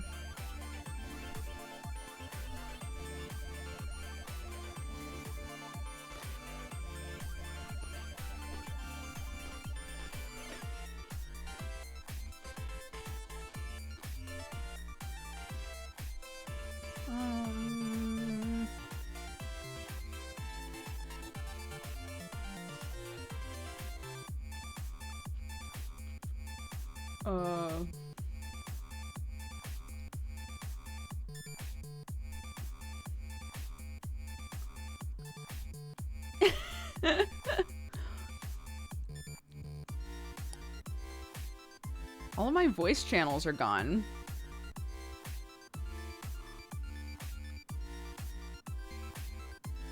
All the voice channels in the Dexbonus community are gone. That's what I used to use the VTuber. Hold on.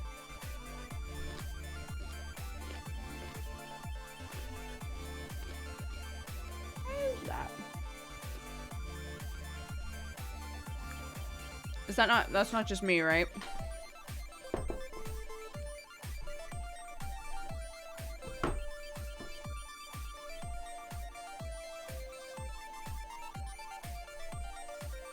Okay. Not just me.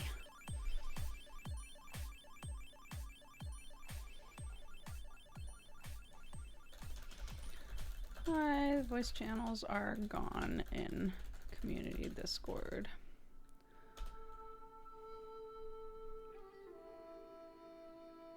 Alex removed them a couple days ago.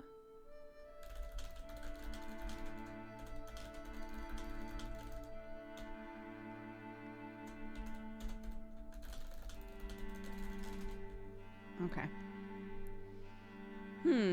How do I do this instead then?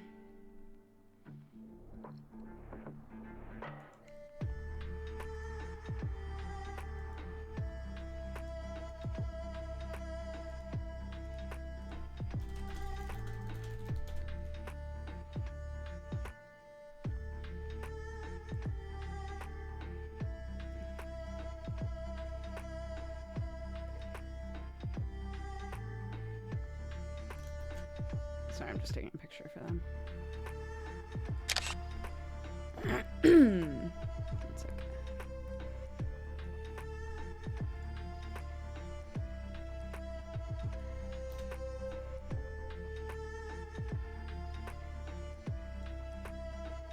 Yeah, there we go. Okay, nice. Fixed.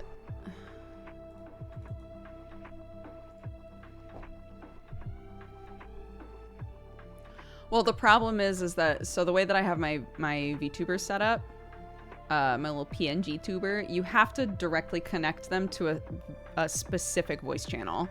So I would have to go into the system and like change which voice channel it's connected to and stuff, and it would have just been a pain in the ass, so. Okay, nice. Nice, nice, nice, nice. Yeah. It's so that if you want it to like not appear or to appear differently depending on like which Discord you're in and stuff like that, you can set that up individually and it only has to look at one voice channel, you know?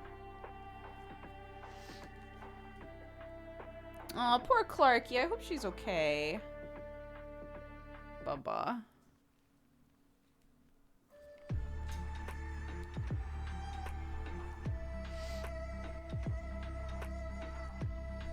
Oh, I should. One sec.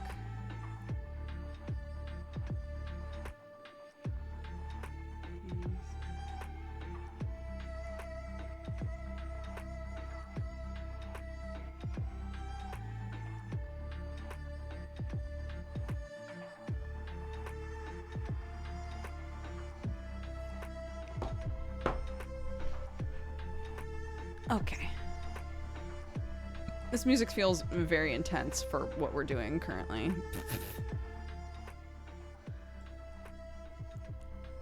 Cora, chill.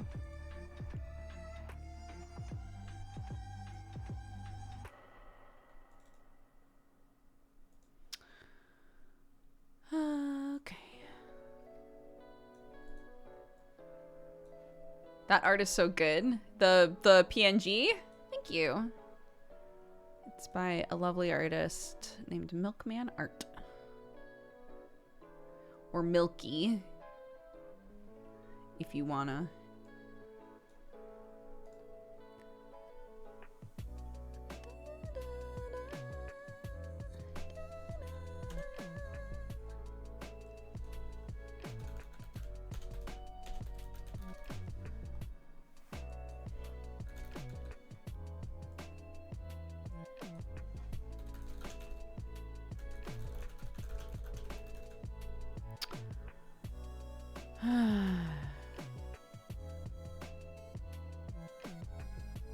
I miss the Murloc. The Murloc was fun, yeah. The Murloc was fun. Why Vampire Daddy is on the moon? Oh, who's on the moon? Vampire Daddy is on the moon, yeah. Wait, no, we don't call him Vampire Daddy. What have you done? Reject that. Absolutely not. Since when? No! No! Oh my god. I hate it here. Y'all wild.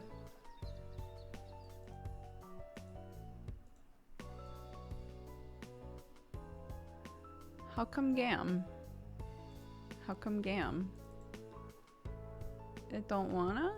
Why not?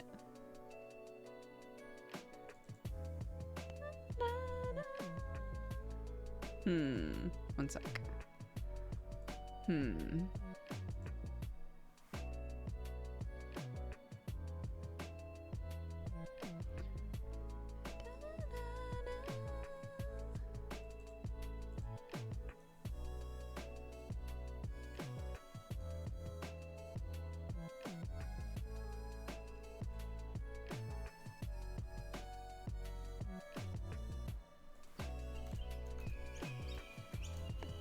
Come on.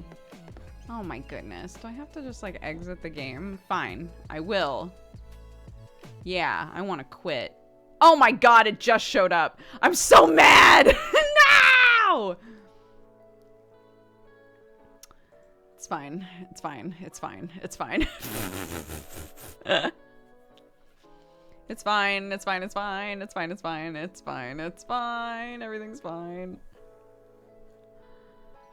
There we go.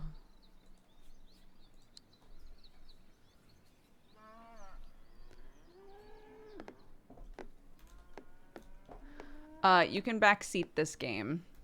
It's just tiles and vibes. It's fine.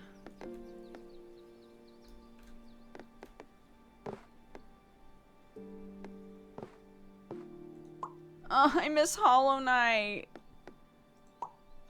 I want to play Hollow Knight. I miss Hollow Knight.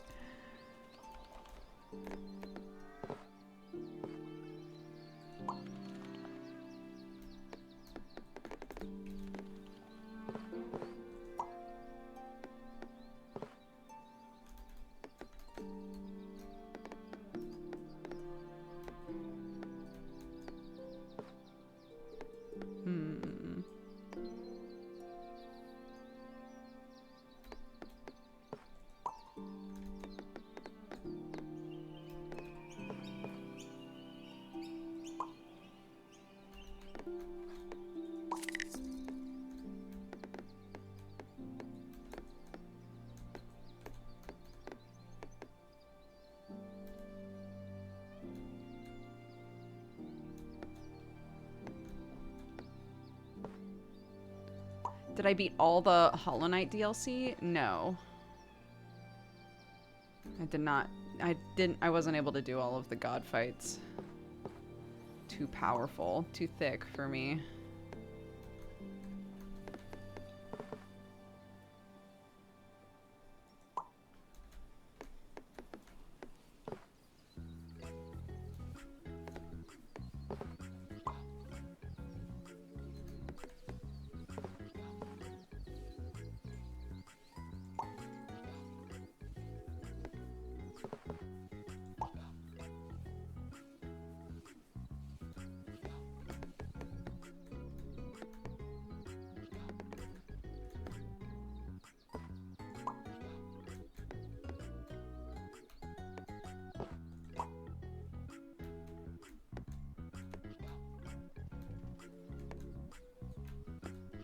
I did, yeah. I did a lot. I did a lot, but I would be lying if I said that I beat it. That I like beat everything, you know. Oops! Oh, that was a misclick. It's fine. It's okay.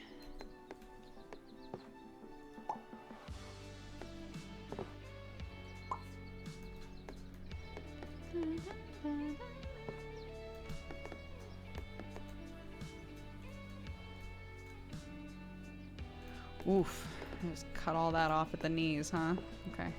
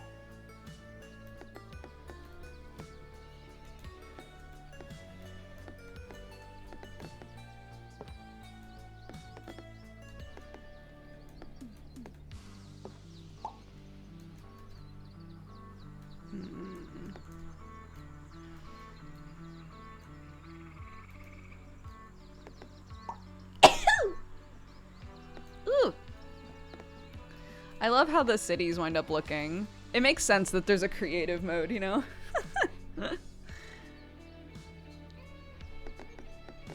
Like, you could use this to just build a whole world and then be like, nice, okay, this is the city my next campaign takes place in, you know?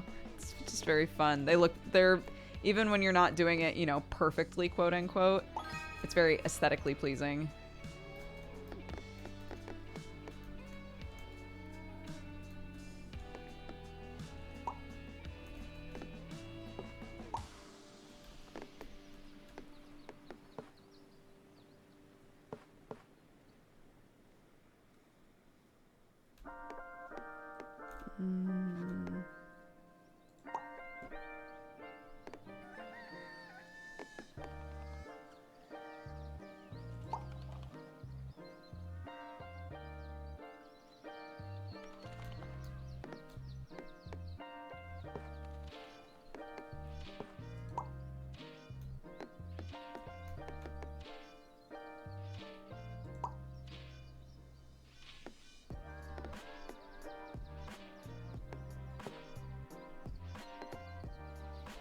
Oh, this one wants more. It wants to be where the people are.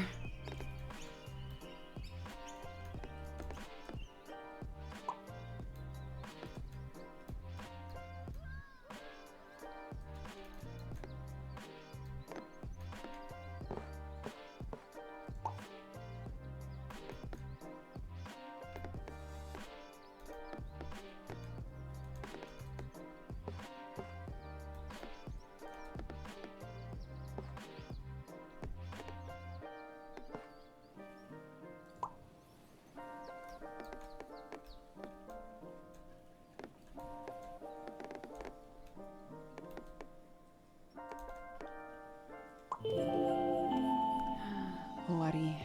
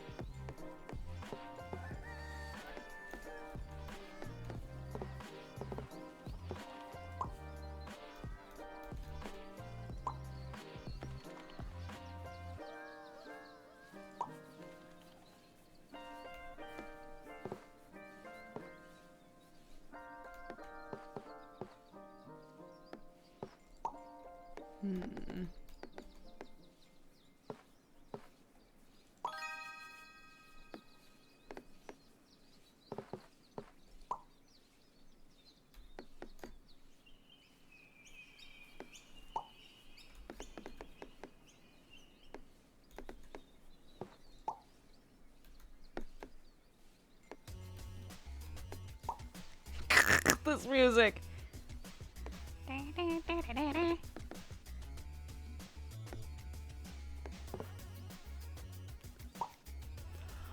Yeah, there's a save button. When you're done with an attempt, if you really like how it looks, you can save it.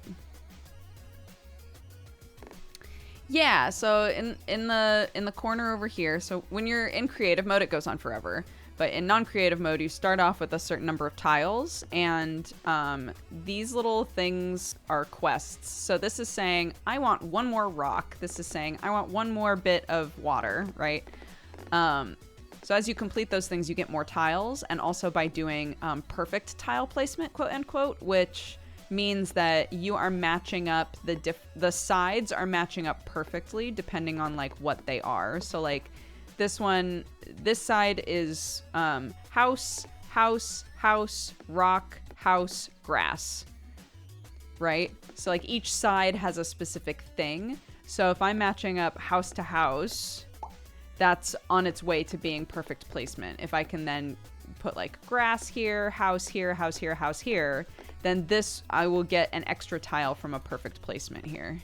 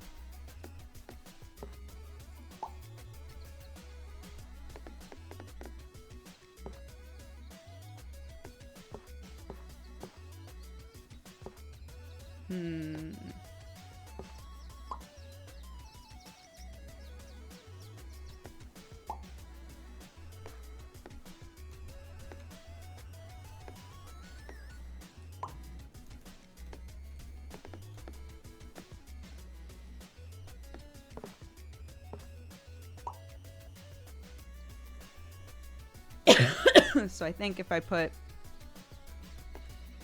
Ooh, God, this piece. Yuck.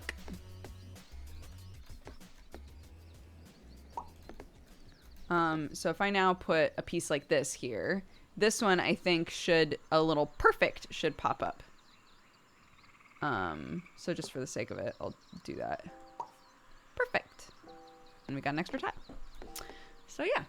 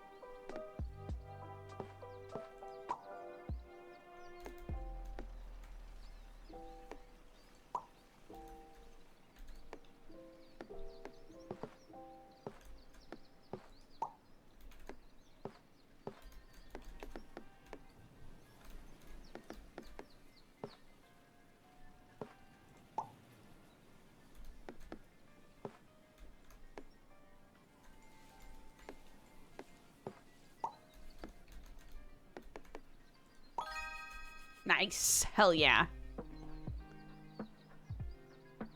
Yeah, this game's great. Highly recommend. My high score is almost 10K. So my current like goal for myself is to get a score of 10,000. But he's hard.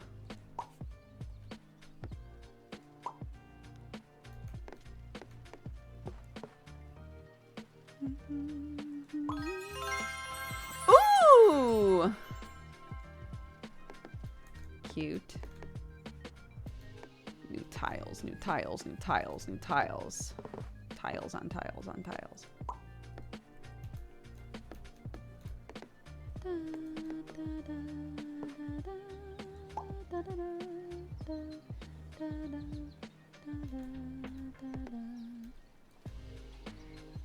I also found out last stream that this game is still in early access. I did not think it was.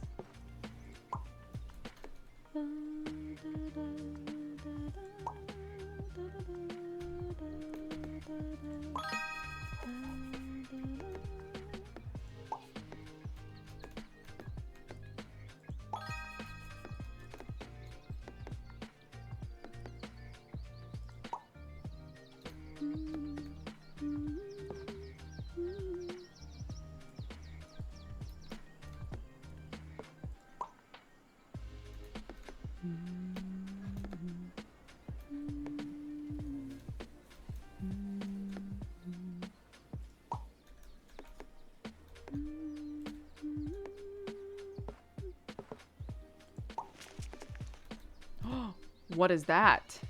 Oh, what? Build toward this spot to uncover a special tile? Excuse me? How have I never seen that before?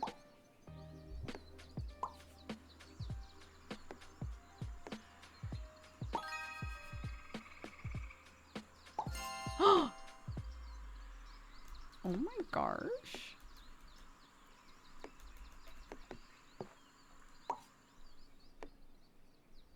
Okay. Okay.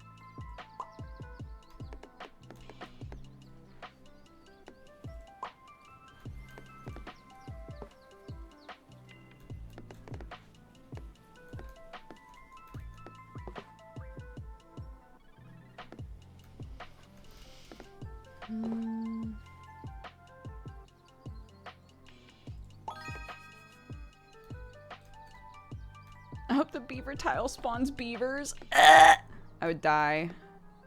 That would be so cute.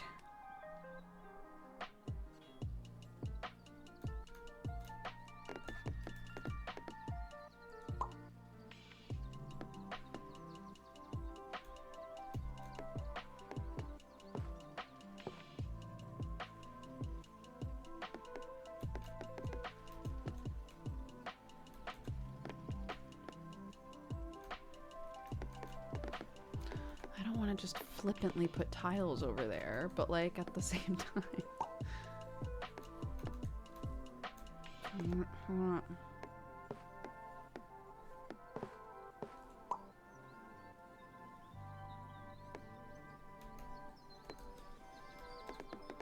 There's my family. Aww.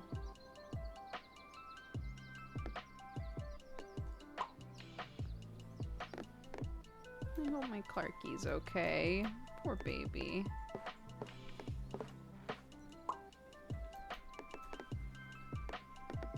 Too much? Too much water, I think. Yeah, it only wants 5. Too much water.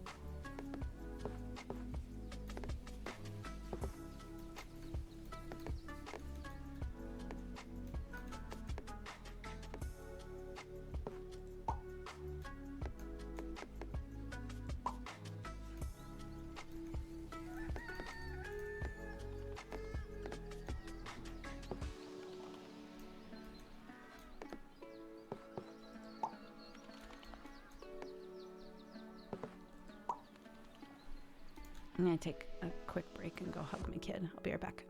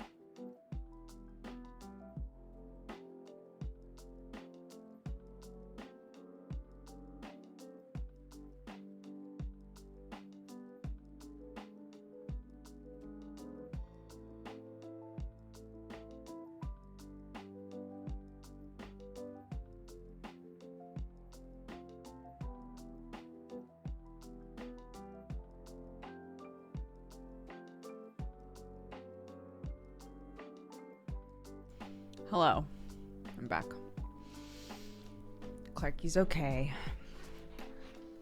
She's mad, but she's okay.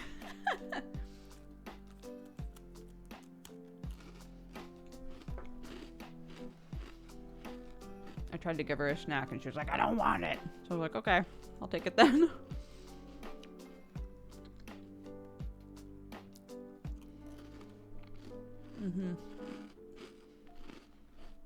She just doesn't feel good.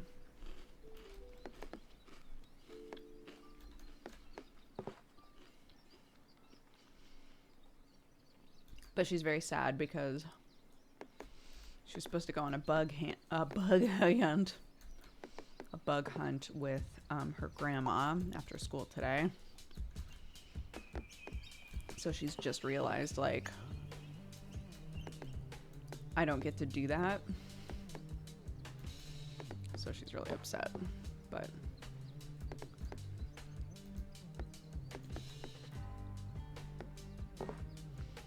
we were like, we just gotta make sure that you're okay, Baba. And if this is like a really quick little thing and you're 1,000,000% better tomorrow, then maybe you can do it tomorrow.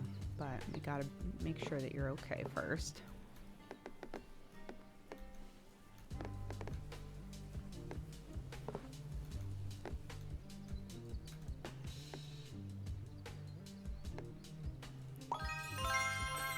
Yeah. Oh my goodness. Okay.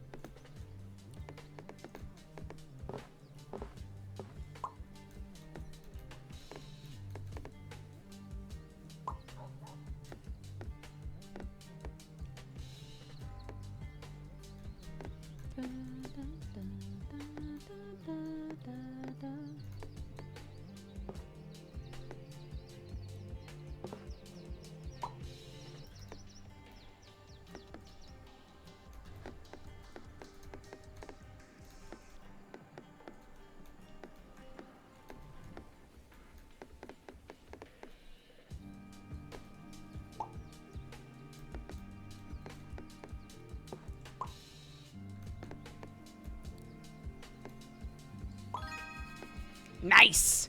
Yeah.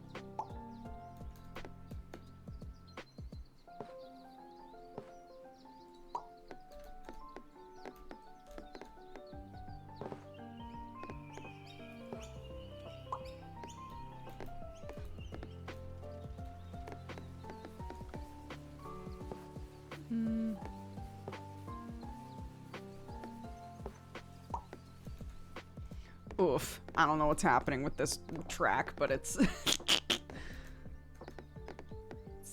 delicious looking.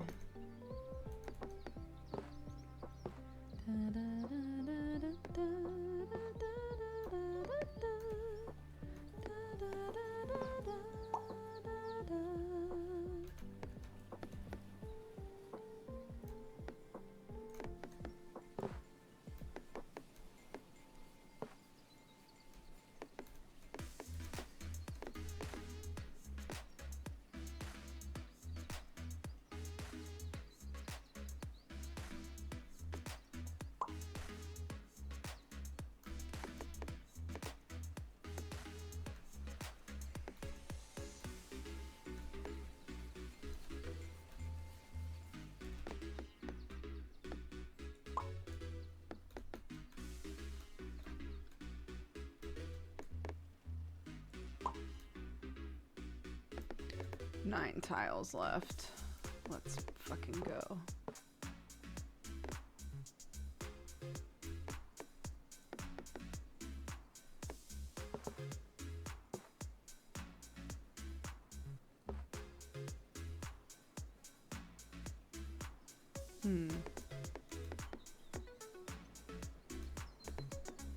I think I'm having trouble with the windmills because the windmills want fields. But if you just are connected to the windmill, it's almost like it doesn't count.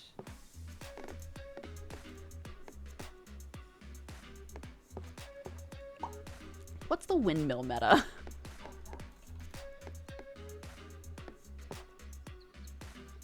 Oh, it's too much?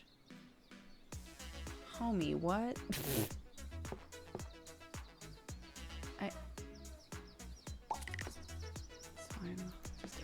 Deal with the fallout, it's fine.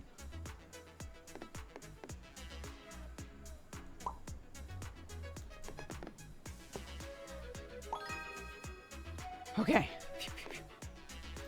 Wipes brow.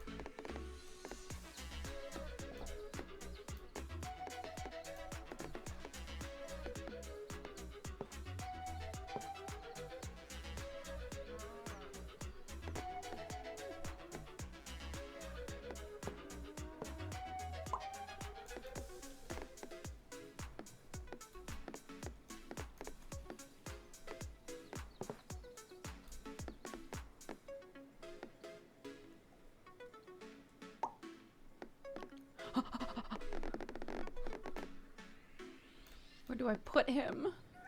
Where does he go?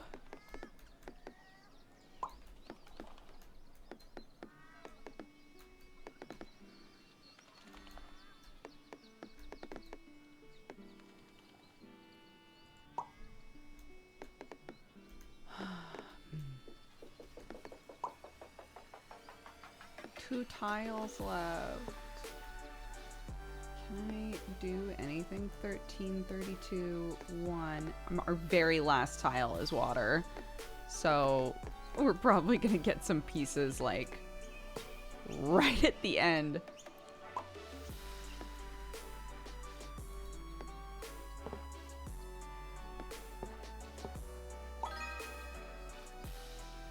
Okay. 5 pieces.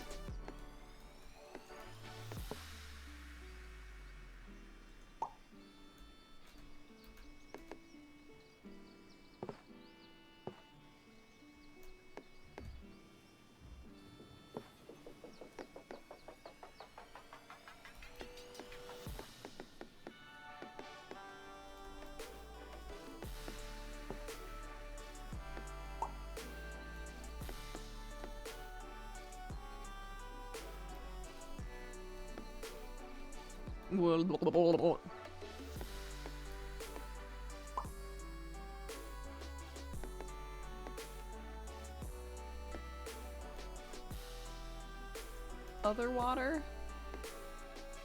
Other water?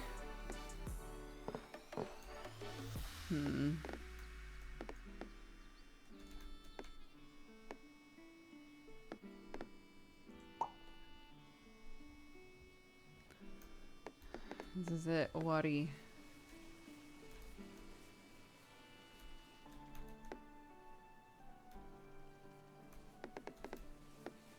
Man, I only got the 6K. That's okay. But yeah, see? Here's a save button. And you can also just continue building on it in creative mode if you're like, this place be looking hot.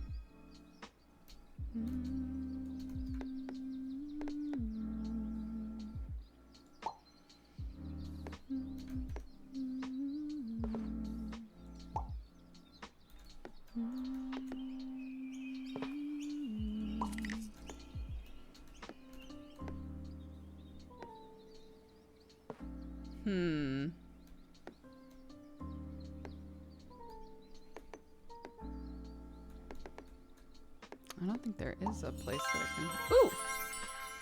Thank you.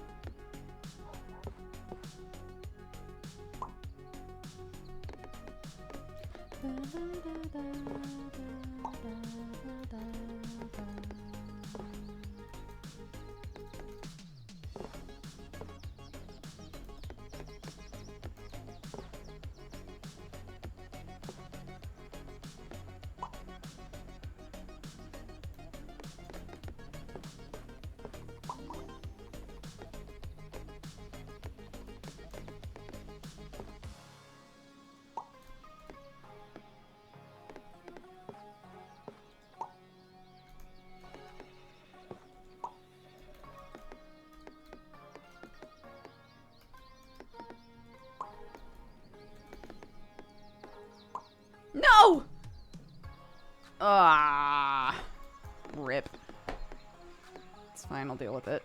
It's fine. I'll deal with the emotional damage.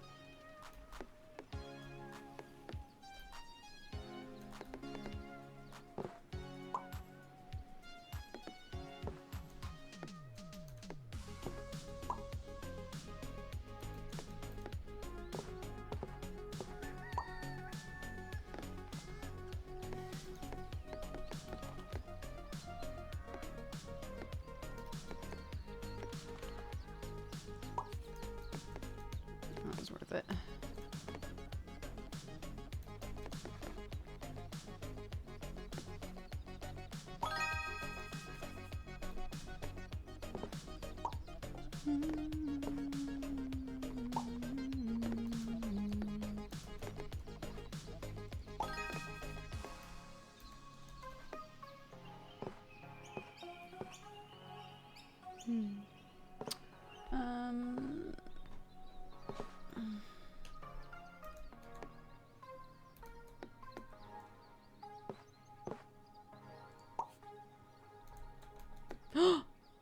The beaver dam! Guys, it's time, it's time, it's time, it's time, it's time. This is not a drill.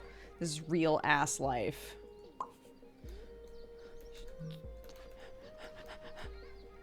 There's beavers in it!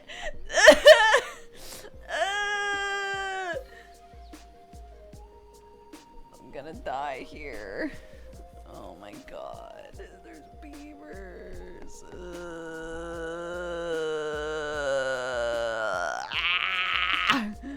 Okay. Okay, we're fine. Just... I'm just very happy, is all. So I can move on from that now.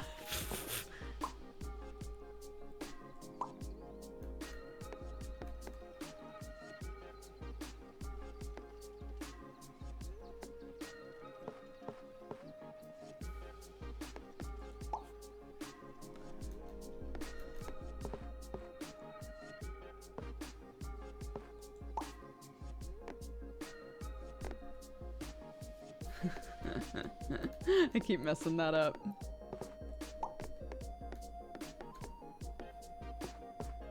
It's like, come on, guy. I know you can do it.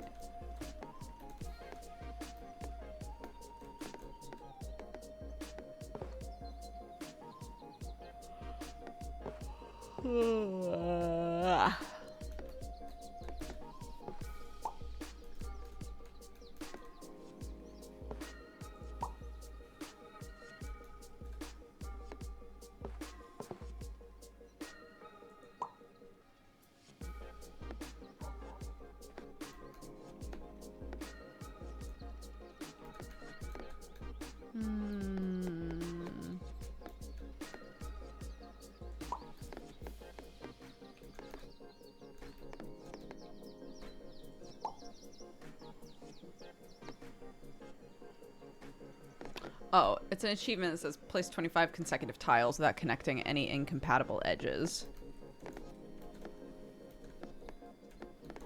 So these are like place 4,000 tiles, form a village with at least 150 houses, right? They're just like goals that will give me new tiles and things, or like point boosts.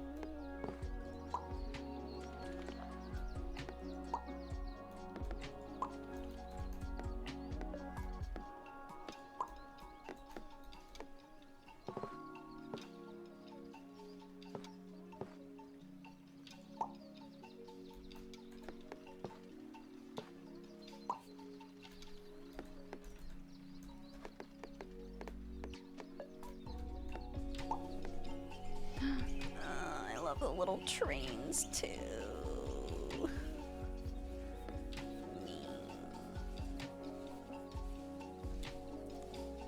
I know, it's actually bonkers that we're coming up on people having 100 months subscribed.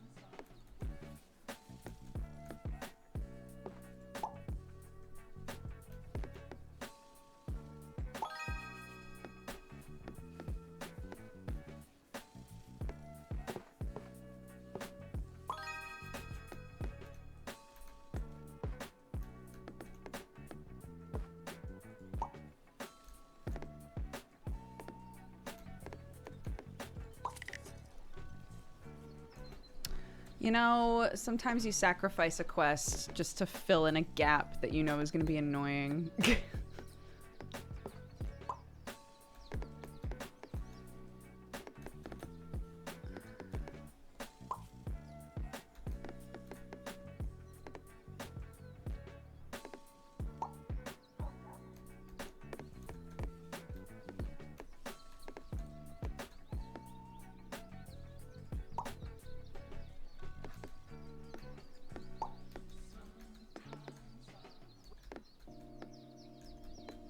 Sometimes you what? Sometimes you what?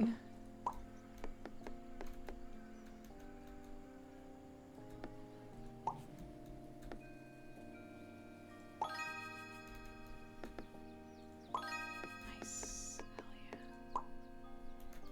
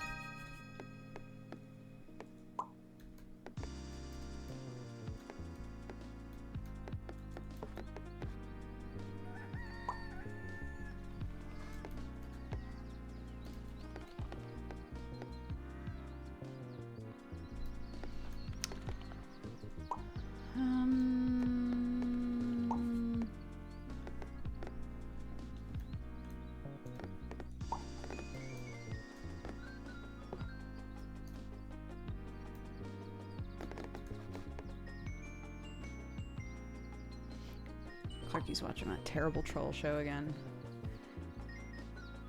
That's it. That's the name of the show. Terrible Trolls.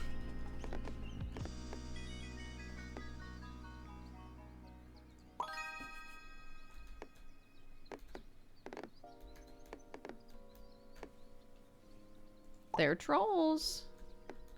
And what else are they? Terrible, yes. That's it. That's the one.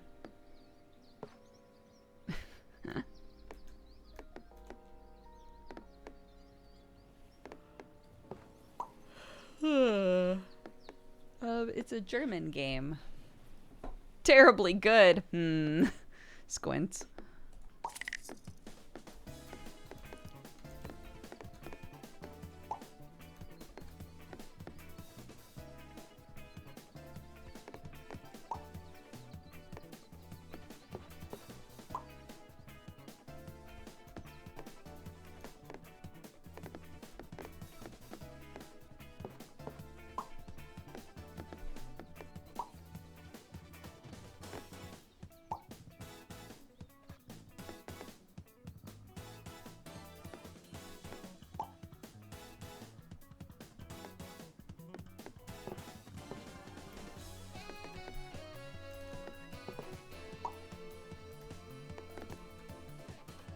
Close the group by placing tiles at the highlighted edges.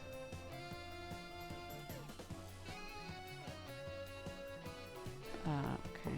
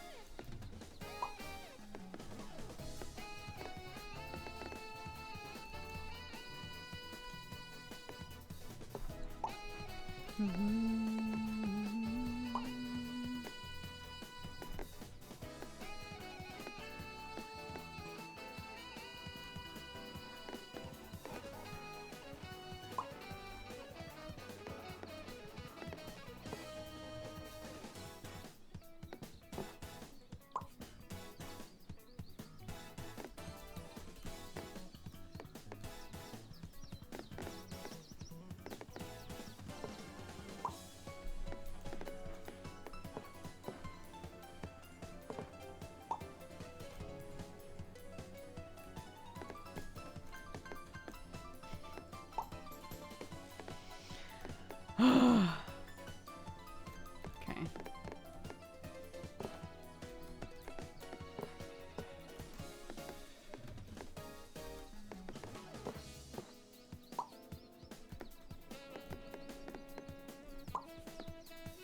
Sorry if you could hear me like softly snort laughing just then.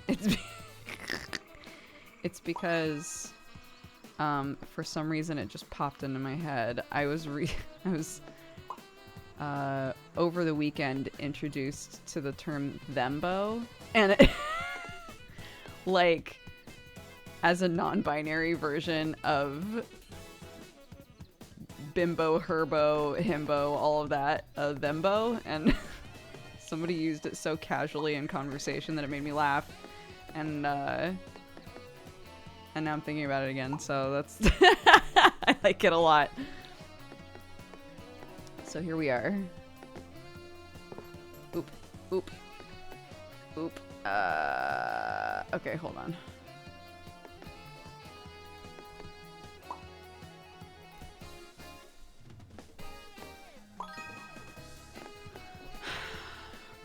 You know, we're not doing great this round either. I'm a little bit offended by myself. That's all.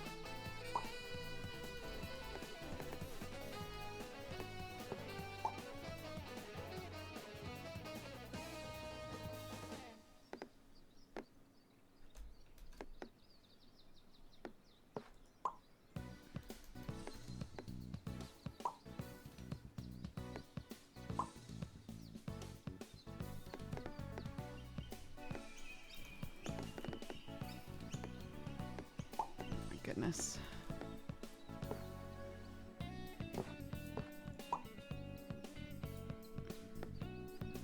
I need to close these edges off.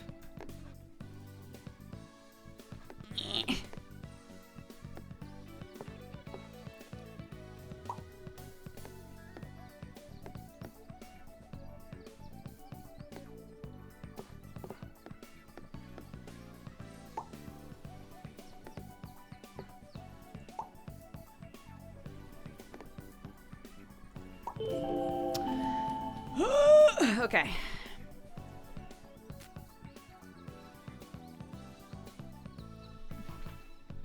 Hi, Milky.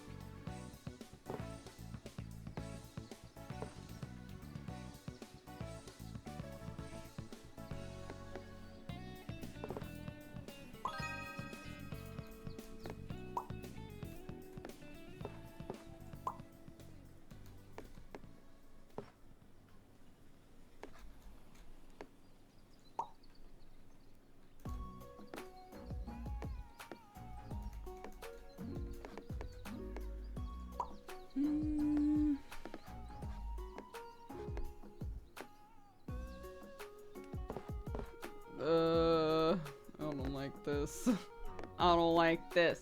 I don't like this. I don't like this. I don't like this. I don't like this. I don't like this. I don't like this. I don't like this.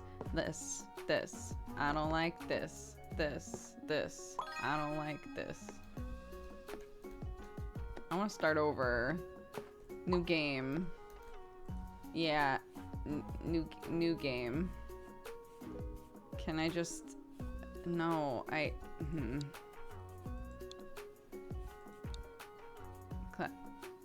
Yeah. Discard. Okay.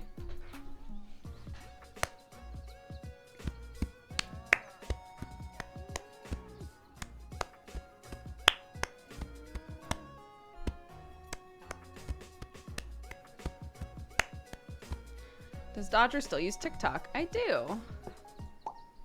Mostly for food and cute LGBT content and parent stuff.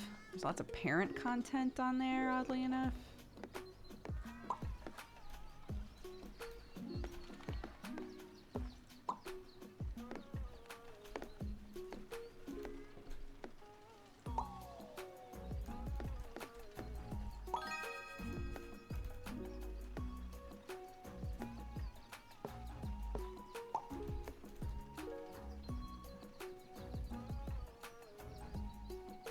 Food talk, yeah. Have any of you guys had your For You page just like completely inundated by the guy who does butter videos? I've never wanted butter more in my entire life than when those videos pop up.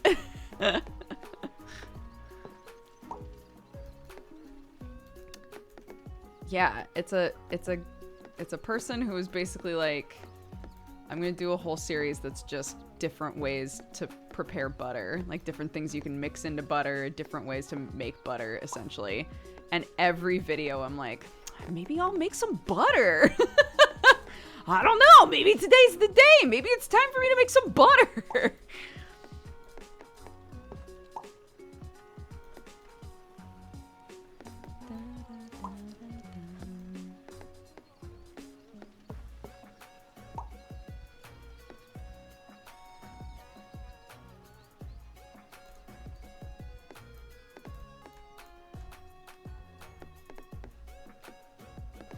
Yeah, it's all kinds of stuff. It's like really simple ones and then like more complex ones. So it's a good like gradient, but they all look great.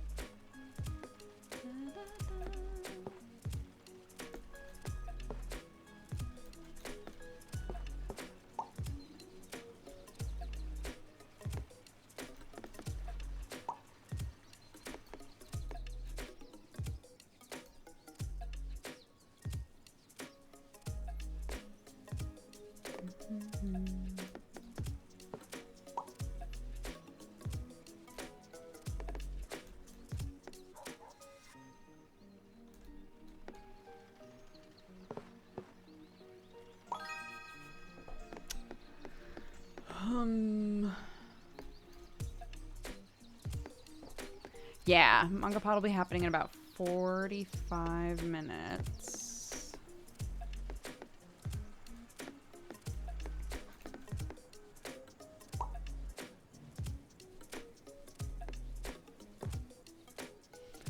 we will talk.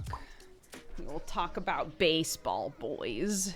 Ace of Diamond. We're back in Ace of Diamond.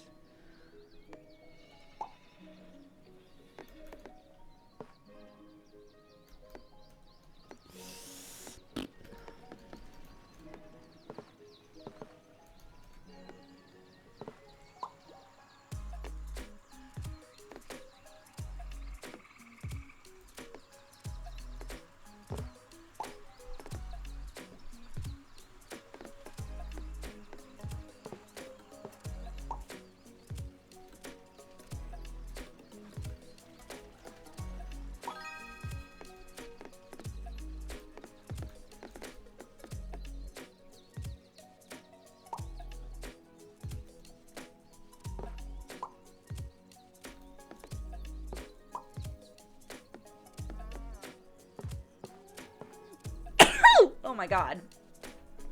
Holy shit. Whew!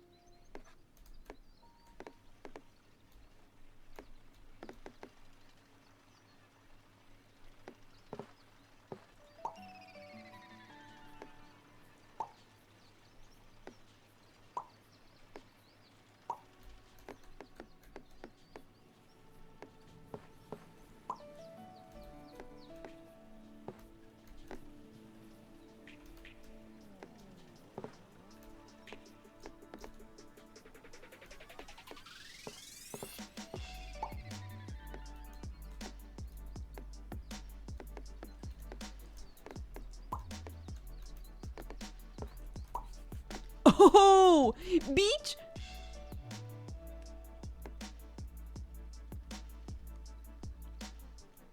It is not a dating game. In fact, I just found out last stream that that's what this game translates to.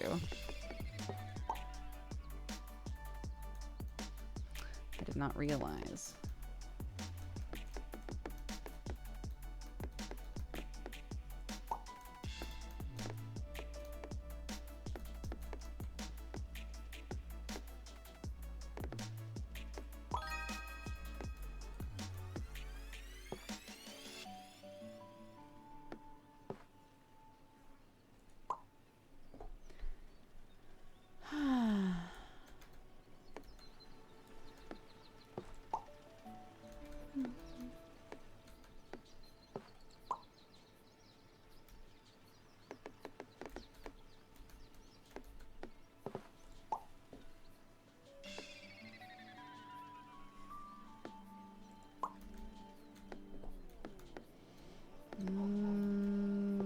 Okay.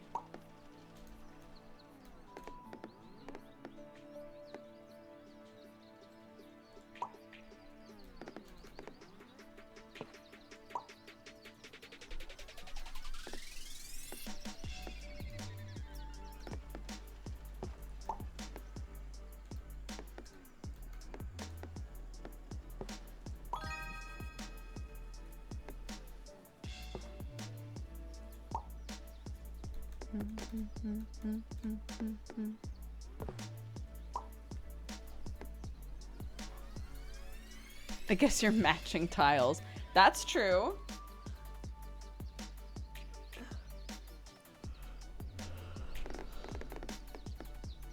Ah.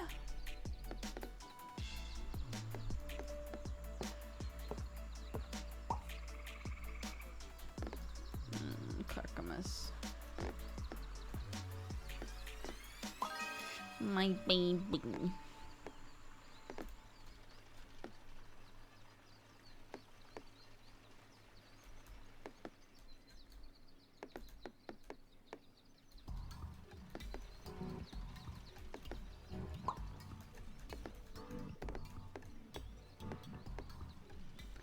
Dun, dun, dun, dun, dun, dun, dun, dun, dun, dun.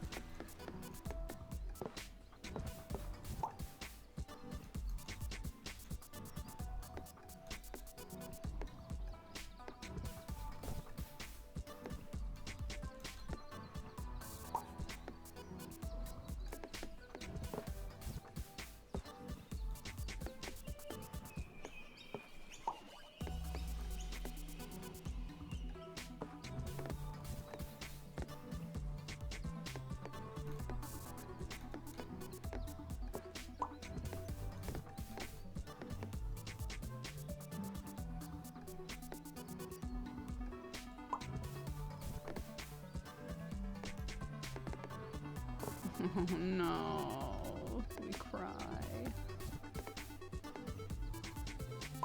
Why we cry? What we cry about?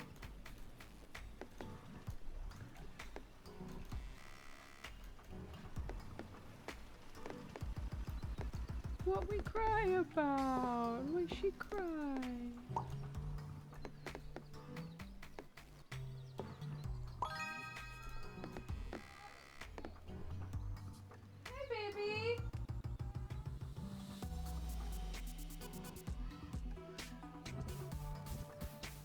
One sec.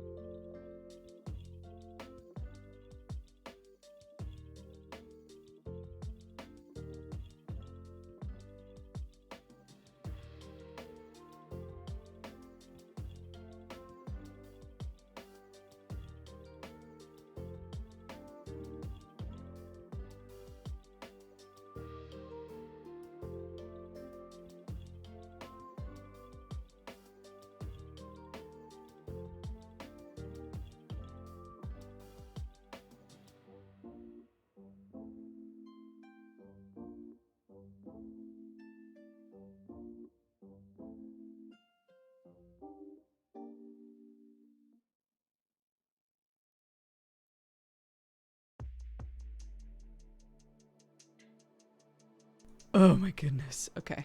Hello, I'm back.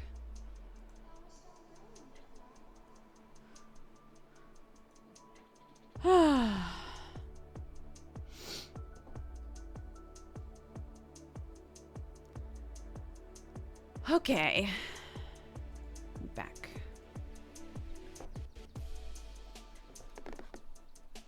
Hi.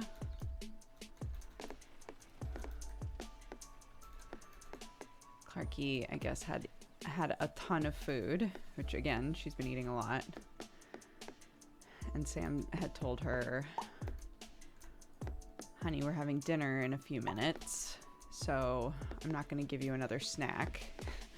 And she absolutely lost her mind.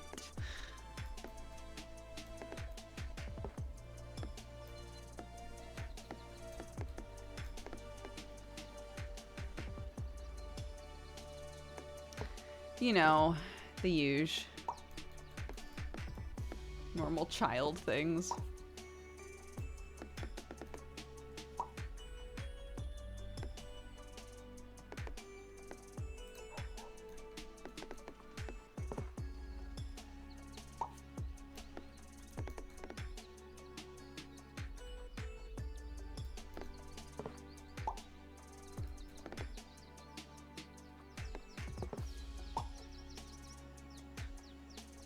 I know. It's also hard when they're sick, right? Because part of you is like, well, maybe I should just give them food. But like, the things she was asking for, she had already eaten a lot of like fruit and things, so lots of sweet stuff. So Sam was like, if you just wait for dinner, we're gonna have, you know, some different types of food, because we need all different types of food for our bodies to, you know, run really well. And Clark was like, no. More fruit. More sweeties. It's like, okay. Look at all these. Look at all this, the Spooky Town stuff. It's so cute. I love it.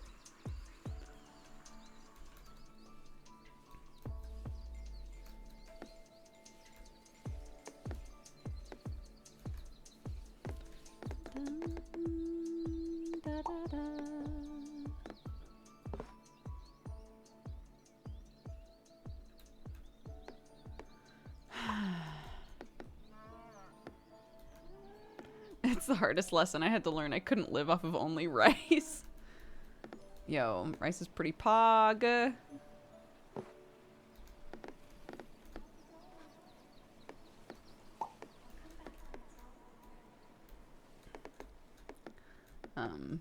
Yeah. Yeah, I've talked about this a decent amount, but like trying to make sure you're not...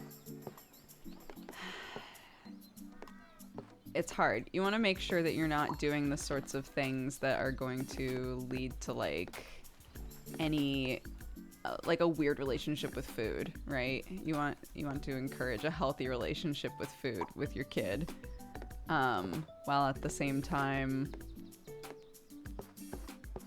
being like, homie, you can't just eat party rings all day. Like I don't know what to tell you. Like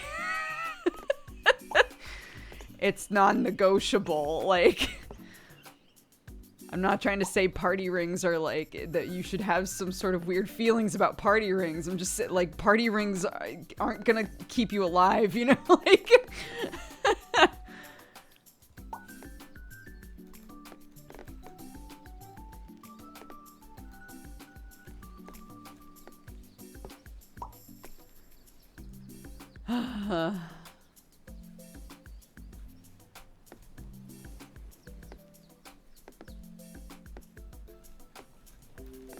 but you know, a lot of people have pushed back on the idea of calling certain foods healthy foods, right?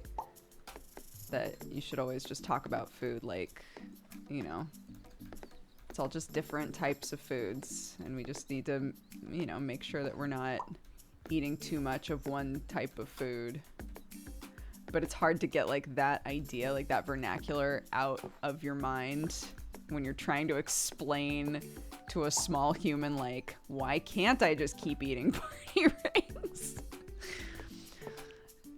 Cause it's just sugar, Clarky. I don't know.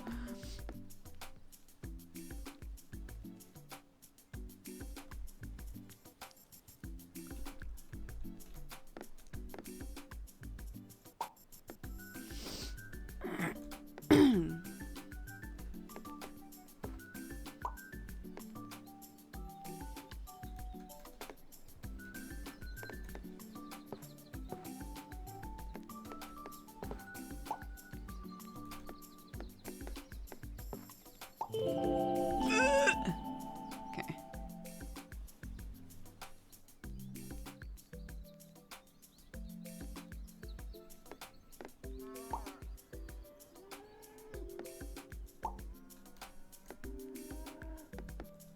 Yeah, look, I basically, when I was in college, I basically sustained my body off of jalapeno chips, Mountain Dew, you know, the 5 food groups.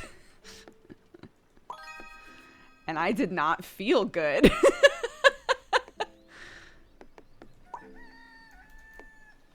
But, you know, I was going through some shit.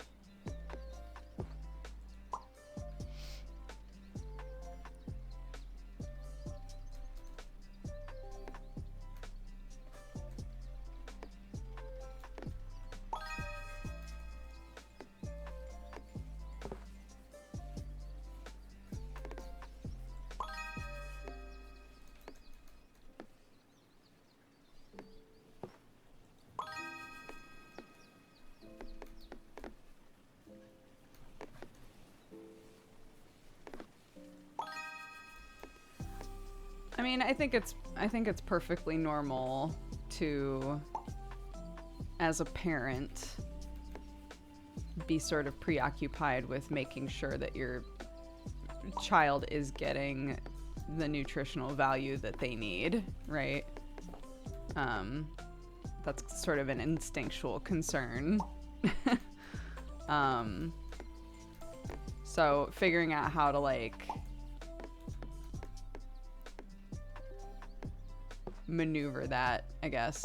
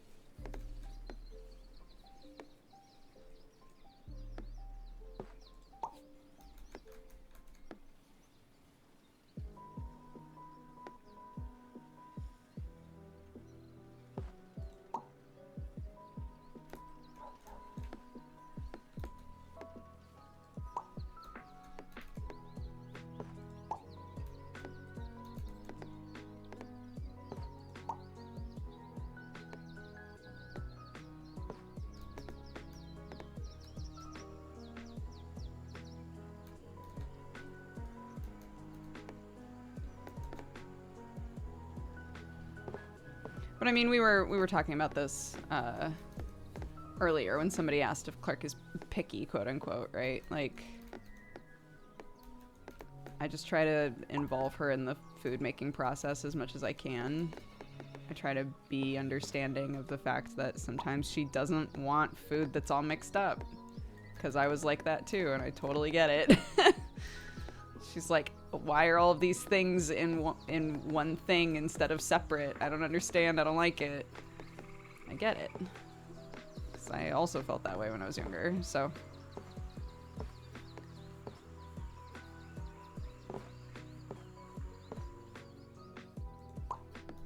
And you know, if her meal winds up being that she just grazes while we're making dinner and she just eats bits and pieces of everything, that's fine. If that's the way that she felt comfortable, like trying new foods, then great.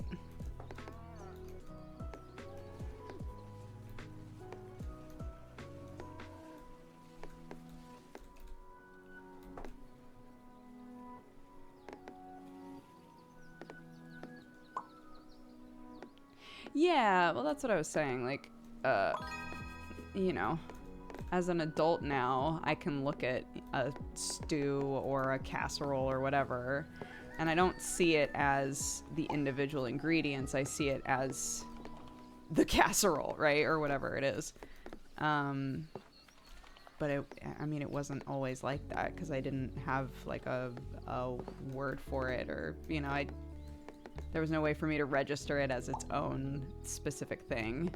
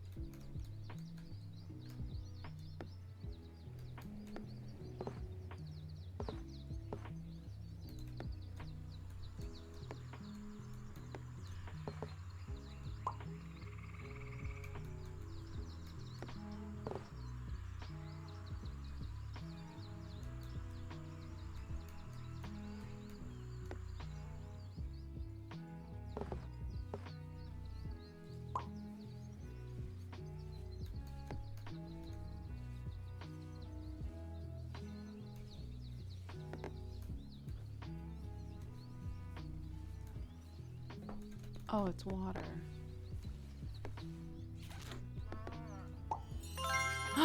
Yeah! Clean. Thank you.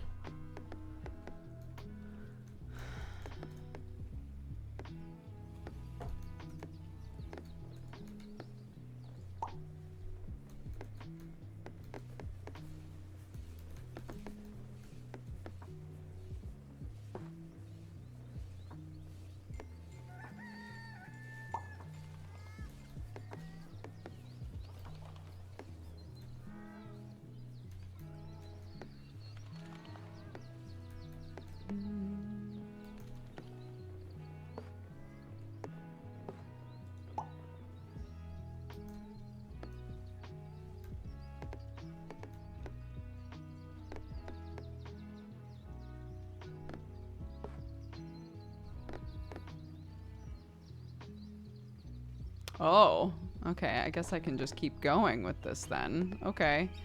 I'll do my best. Let's see here. Oh no. Okay. One edge.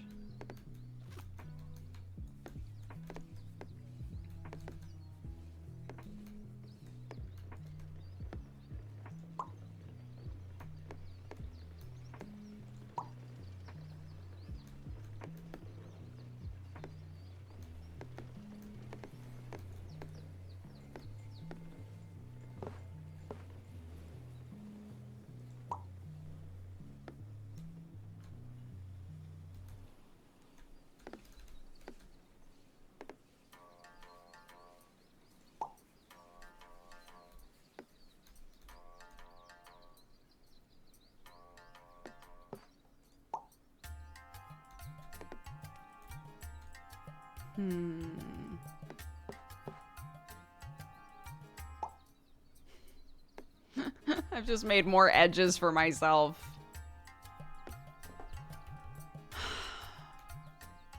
But I'm so far along in this. I feel like I have to just focus on that.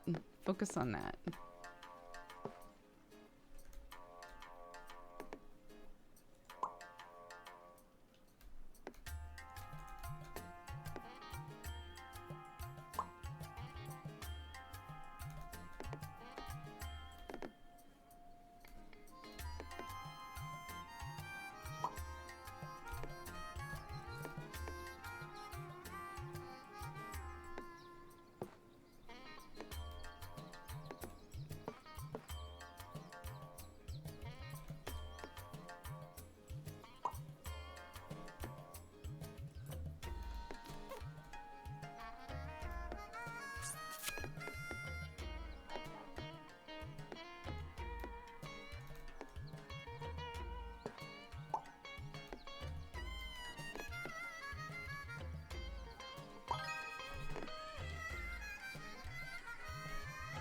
Uh-oh.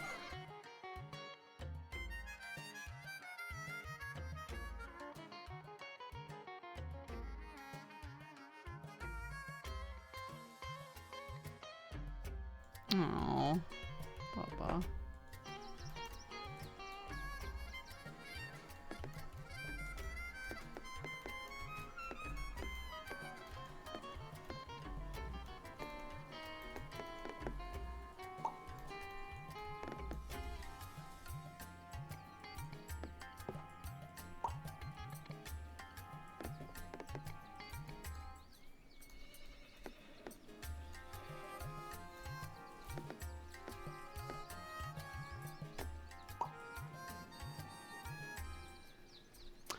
No, this music is from a playlist called Video Game Study Lounge that we use a lot.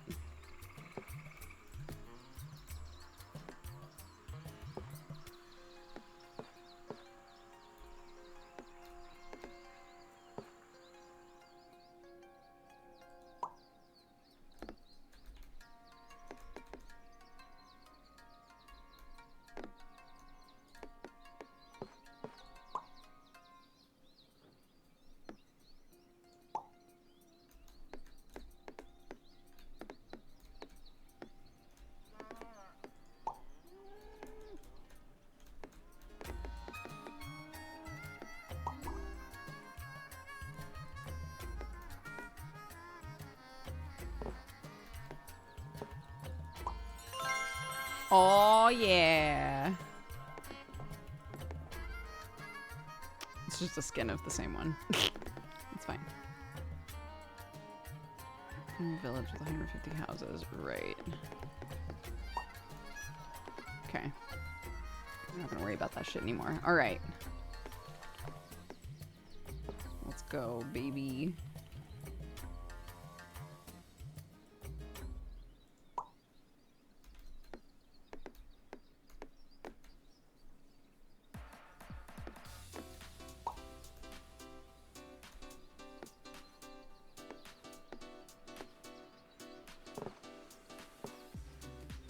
Oof, Lord.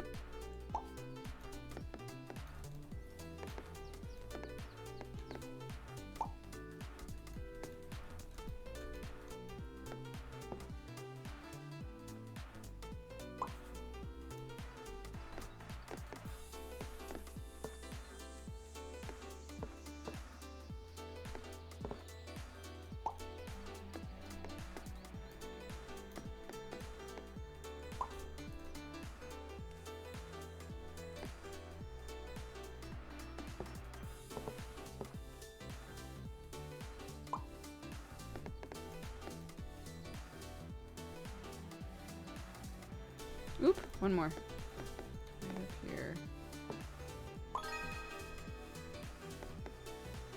Yay, we did it.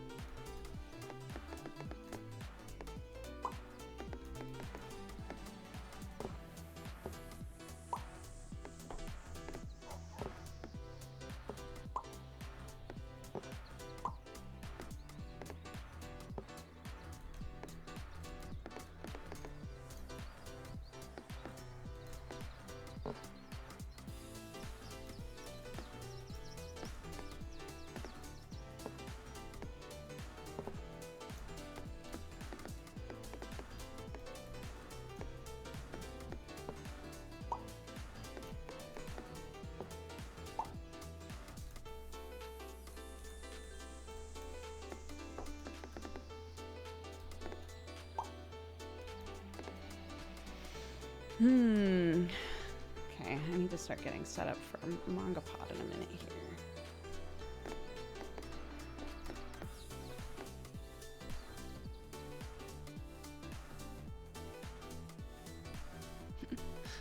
So many of you guys stick around when I play this game. It's just good vibes, I guess.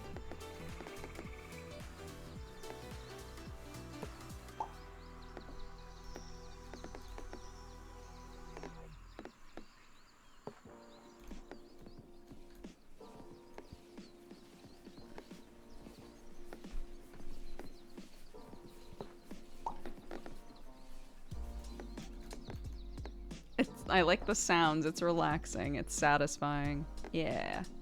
Yeah, I agree. I've been playing it a lot too.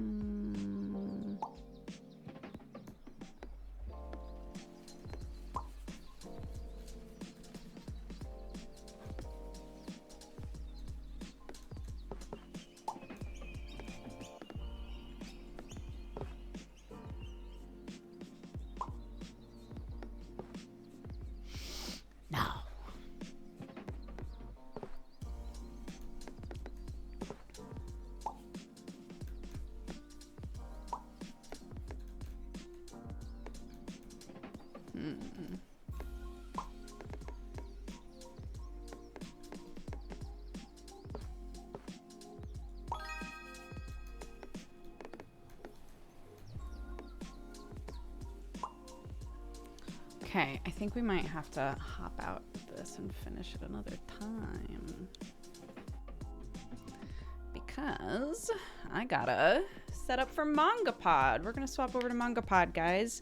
We'll take like a 10-minute break or something, get everything set up and ready to go. I'm gonna pop dinner in the oven as well because I get the feeling that Sam is a little preoccupied with Scram Baby.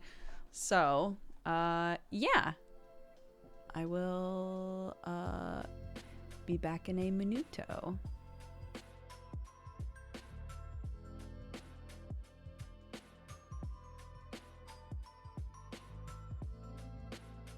I'm realizing I should just hold on.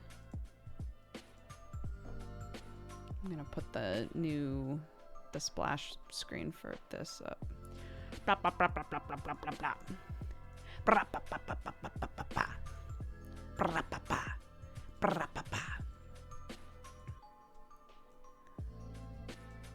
blah. Okay, cool. So yeah, quick like 10-ish minute break. Hopefully, BRB.